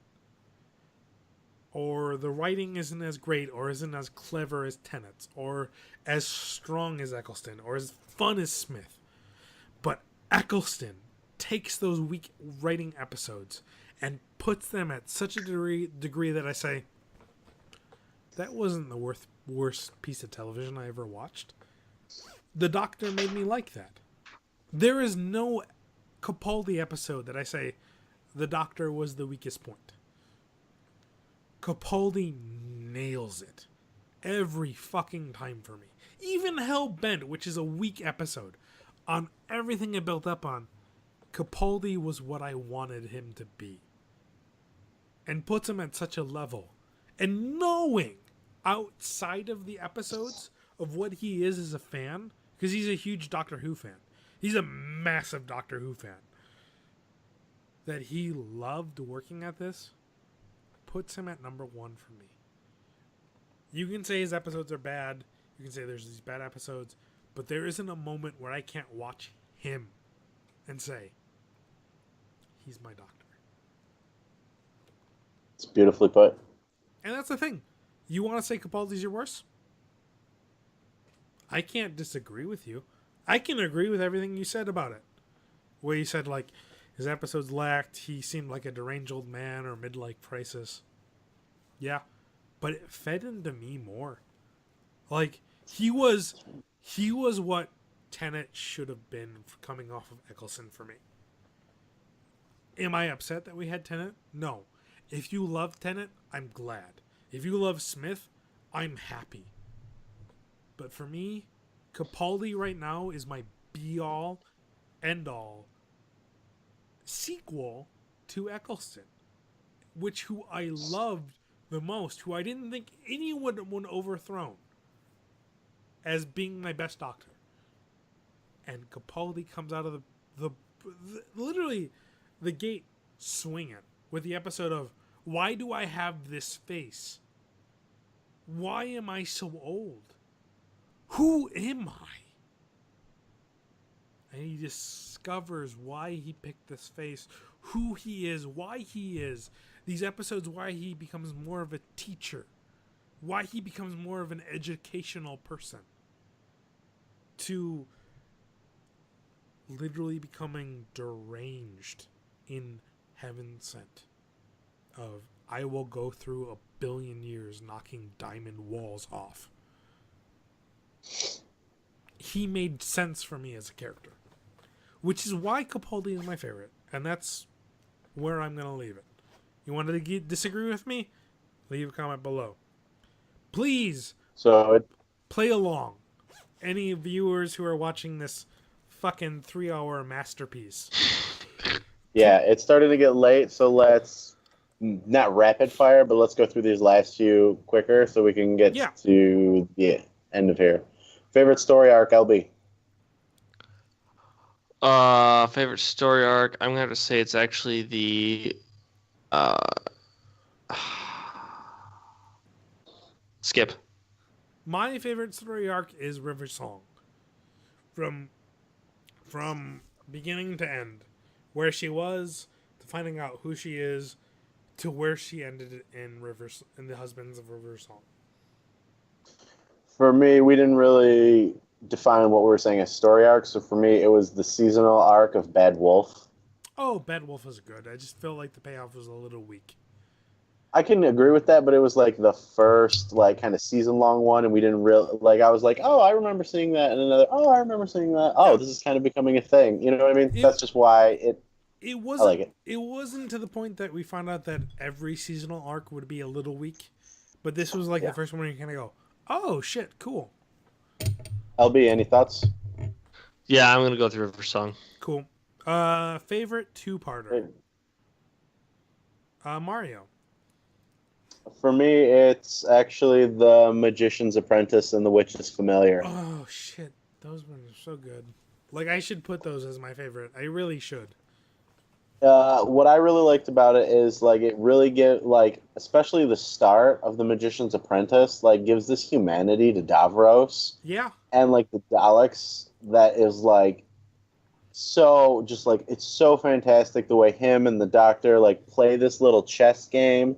And right when like you think Davros has won, but you always knew that the Doctor Doctor's gonna really win. had the upper hand, and it was great. And the other thing about the two-parter that I really love is like the B plot is kind of Missy and Clara just having like a wacky little girl side quest that was a lot of fun, and But her tricking her into becoming a Dalek again. It was all good. it was really good, and like the thing was like as much as like Davos and again it feeds into why I like Capaldi so much is that his interaction with Davos is god tier for me.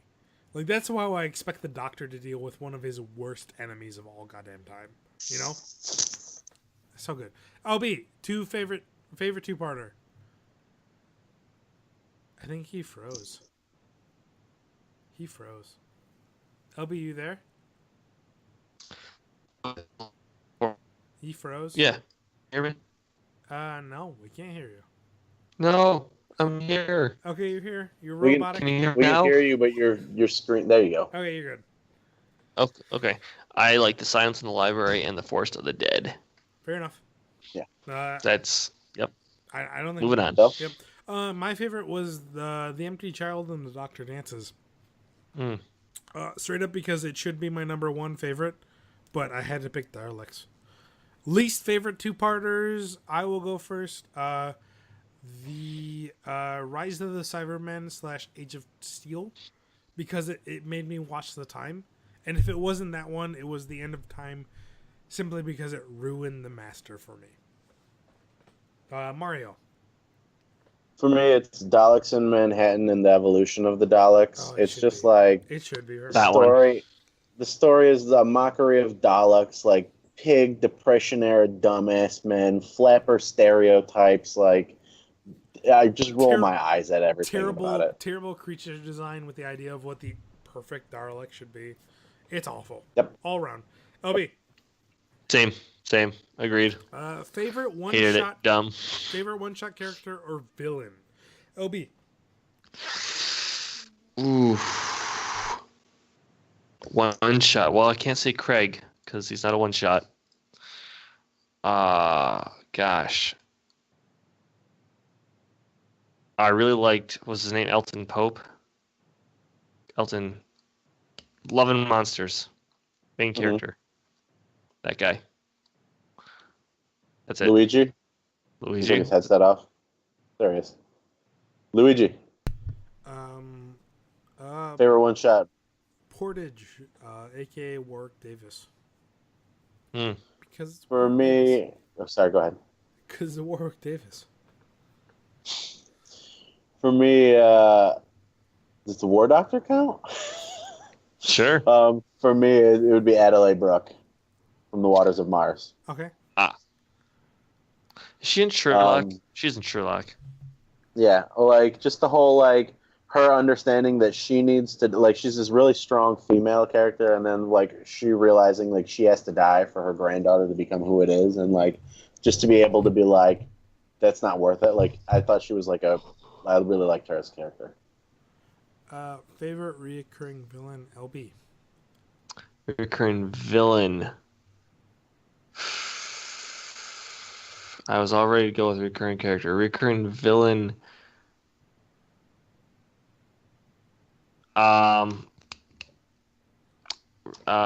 Angels. All right. Not a specific villain, but just the angels in general. Mario. Davros. Okay. I think he consistently has the best stories. I, They're all good. To piggyback off of that, I picked the Daleks. Favorite master. Is anyone not going to say Missy? I picked Missy. I am. Yeah. You like Missy? I hate Missy. I can't stand her. Fair enough. But you know what? I didn't like the other guy either. I like Old man. Derek The one Jacobi, shot. old man master. I just think that he doesn't even realize who he is. Okay. And then master. Um, It's brilliant. The reason why I like Missy so much is that you can yell that the Dark Waters or whatever the episodes are very, very weak. It's the Magician's Apprentice, and what was the other one called? Which is familiar. She is outstanding in both of those to an nth degree that makes up everything else she did before. She is what the master should be. Like, she's what the doctor ordered. Yeah. Yep. So that's why she's my favorite. Like, those 2 episodes make up for any mishap she had in the previous season. All right. Real quick, do we want to go through these fast, or do we want to talk about them? Yep. No, we can go through, and whatever conversation happens. All right. Christmas specials, least favorite to favorite. I will go first. Christmas Invasion is my least favorite because, again, that was an episode I tried to watch first, and it was bad. I forget it's even a Christmas episode. The Doctor, the Widow, and the Wardrobe, because I'm pretty sure I skipped it or I don't remember it. That one's my least favorite. The Next Doctor, because that one starts out really good and this just gets useless. The Next Doctor is my next least favorite because Monkey Cybermen and Giant Pinocchio Cybermen is dumb. The Snowman is my next least favorite because of lack of payoff, lack of motivation, and acts 2 and 3 are horribly painful. End of Time Part 1. Again, because it turns the Doctor into this... I mean, not the Doctor, the Master into this horrible, painful nothing. That is like a cheap Heath Ledger knockoff. What do I have next? The Last Christmas I actually quite enjoyed. It was an Alien ripoff, and that's great. Mm-hmm. Time of the Doctor, because it was good Enda Smith. This idea of him going out as an epic hero. His villains turning with him to be great. Return of Dr. Mysterio. It was a great Capaldi episode. Solid. Interesting idea of jumping back in through people's lives. And an idea of if there were superheroes, if the Doctor was involved. And plus has one of my favorite Capaldi moments of all time, which is the Superman is Clark Kent. Are you kidding me? No, I drew glasses on him. See, he looks like Clark Kent. It's a nothing moment. And then, besides hating Tenet the most, Voyage of the Dam and Runaway Bride were my 3 and 4. Voyage of the Dam was a great episode. Just a solid, good episode, like a twist on the Titanic. And Runaway Bride, because I was generally excited for Donna. This was the best Donna episode for me. She didn't have the baggage of, oh, I'm a giant fuck up, or, oh, I need to have the Doctor in my life. No, she was a be-all, take-all, take charge, fuck what the Doctor thinks, I will do what I want, what Amy Pond became. And my number 1 all-time favorite was The Husbands of River Song, because Capaldi and River Song are beyond amazing in me. Their reactions are great. Their interactions are amazing with her not knowing who he was. And again, his ending monologue ending with, the Doctor will never say sorry, and her going, how long does one night last? 25 years. Goes from heartbreaking to gushing in a matter of moments that her and Capaldi could never pull off with anybody else. So, Mario, favorites. Least favorite to favorite. So, we just said favorite and least favorite, so I just have a favorite and a least favorite. I didn't rank them. So, my least favorite is the Doctor, the Widow, and the Wardrobe. What? And we briefly touched on it. it's just kind of garbage. And my favorite is also the Husbands of River Song. Okay. As a whole, like, I'm not a big fan of a lot of the Christmas episodes. David's two would probably be my second and third. Okay. That's it. My least favorite is the Snowman. I thought the villain was bad. I didn't care for Clara in this particular episode. And yeah, the villain is pretty bad. The great intelligence or whatever, just kind of a weak overarching villain. My favorite, I have A Christmas Carol. I didn't write that down. No. So this is the one, where the doctor's constantly revisiting essentially Scrooge on a different planet. That one. His life. That one was gonna be too close to my top. No, I really liked that episode. Mm-hmm. And they go on little travels, and they there's this woman in the cryo chamber who they can only has so much time left, so they can only wake her and spend so much time with her. Yep. Each time they see her, and it's just heartbreaking and beautiful. That's it. That's what I got. All right, favorite fan theory, Mario. So we got a few of these. I got like 4 of them, and there's only one that I'm going to really touch on unless you guys haven't heard of any of the other ones. But and some of them are silly, like the idea that Mary Poppins is a Time Lord. Yep. Which I think is fun. There's a prevalent one that the first half of season 7 happens in reverse order. Yep. So taking when what? Yep.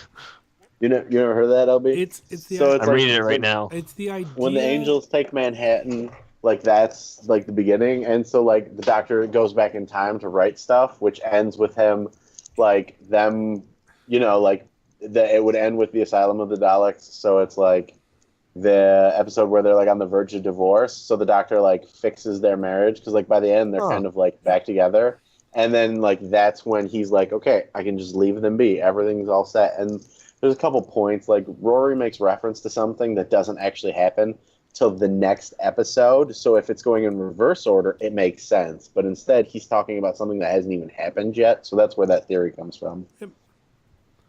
Huh. There's another one that Rory is the master, which is kind of flimsy, but I still like it. That one's basically like everyone always talks about how the TARDIS is bigger on the inside, but like when Rory goes in the first time, he's not really like surprised by that. And then there's the fact that like he dies over and over again, but still comes back to life. In the God Complex, which is the hotel one I mentioned earlier, he's the only one that doesn't have a room. I'm trying to remember what else part of the theories are. In Let's Kill Hitler, there's the part where she regenerates into River, and that's like the first time Rory's exposed to time energy, and he complains about hearing a banging in his head, which is something the Master had. Okay. Things like that. That's just how it works. You can read about it online. There's something else about the sound the TARDIS makes. I don't remember. And then my other one, which is the one I wanted to spend 5 seconds on talking about, is the idea that the Doctor's daughter, Jenny, from the episode The Doctor's Daughter, is actually Madame Vestra's girlfriend, Jenny. Okay. Because I like that theory because the problem I've always had with their relationship is that Madame Vestra is like this lizard lady who can live millions of years. Why would she choose a human woman as her wife when the human woman's lifespan at best is like, let's say 100 years? You know what I mean? Like if I'm going to live a million years, why am I going to choose somebody who can only live 100 years? Like that's why I've always had an issue, not because it's a lesbian relationship. I don't care about that, but it's like, why would she choose her? But if she... Uh-oh. Oh, we lost Bill. We lost Mario? Mario! Maybe he's going to come back. He's going to come back at the worst point.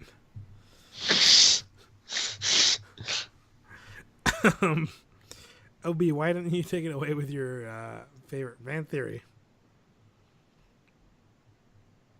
I'm not sure if I have one. Really? Really? Oh, we lost him. All right, hold on one moment. All right, we got Mario back here. He's going to continue talking about his theory about how Jenny is the Doctor's daughter. Go. I'm not sure where I got cut off, so I'll kind of TLDR it. But it's the idea that I don't understand why a lizard who can live 1,000,000,000 years would choose to a wife as a human who can only live 100 years. So, like the idea that she's a Time Lord that can live thousands of years and dozens of lifetimes, it makes more sense to me, and like I like that a lot more than just a human who's going to live, let's say, optimistically 100 years, and then where does Madame Vestra go from there? You know what I mean? Yep. And then like they can keep that trio together even longer. So I just like that. LB. No favorite. No favorite. Okay. I don't buy into fan theories too much. My favorite that I had picked was series 7 was part 1 in the reverse, which you talked about. Another one was the idea that Jack Harkness was actually the face of Bo. Mm-hmm. But my all-time favorite is the Weeping Angels are dead Time Lords seeking the life and timeline of people and sending them back in time. It's a cool theory. No big deal. Mm-hmm. Biggest fuck you Moffat moments. LB.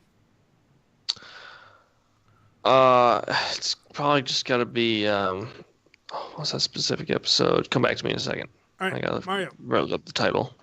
For me, it's the entire characterization of River Song. I discussed this earlier when I was talking about like companions, but like I felt like the character of River Song had so much more potential than what we ended up with, and like I just don't feel like she just doesn't work for me as a whole. She's too much. She's too brash. She's too Deus Ex. She's too like different than the person we're introduced to. It's kind of like what you were saying about Donna. Like you were excited for all the potential, and I was for River, and I just don't feel like it's met. She's too like her character is just too different for me. It just doesn't. That's me. Fair enough. My biggest moment is him overbooking himself with writing Sherlock and not giving Capaldi the proper stories to make everyone love him as much as I do. Like, if that's selfish, but like at the same time, it's like I didn't have one until I realized that he overbooked himself with Sherlock, which is why some people think like the Capaldi episodes are a little shortcoming. Like, if you put his full heart into it, like he did with The Empty Child and The Doctor Dances, Capaldi would be everyone's favorite. Hands down. That's just how I feel. LB, got one? Mine, I took this in a different way. Mine is the Silence in the Library Forest of the Dead, sort of the emotional twists and turns that you go on in that episode, with the end result being River Song is introduced and then killed. Yeah. And you're like, well, who was she?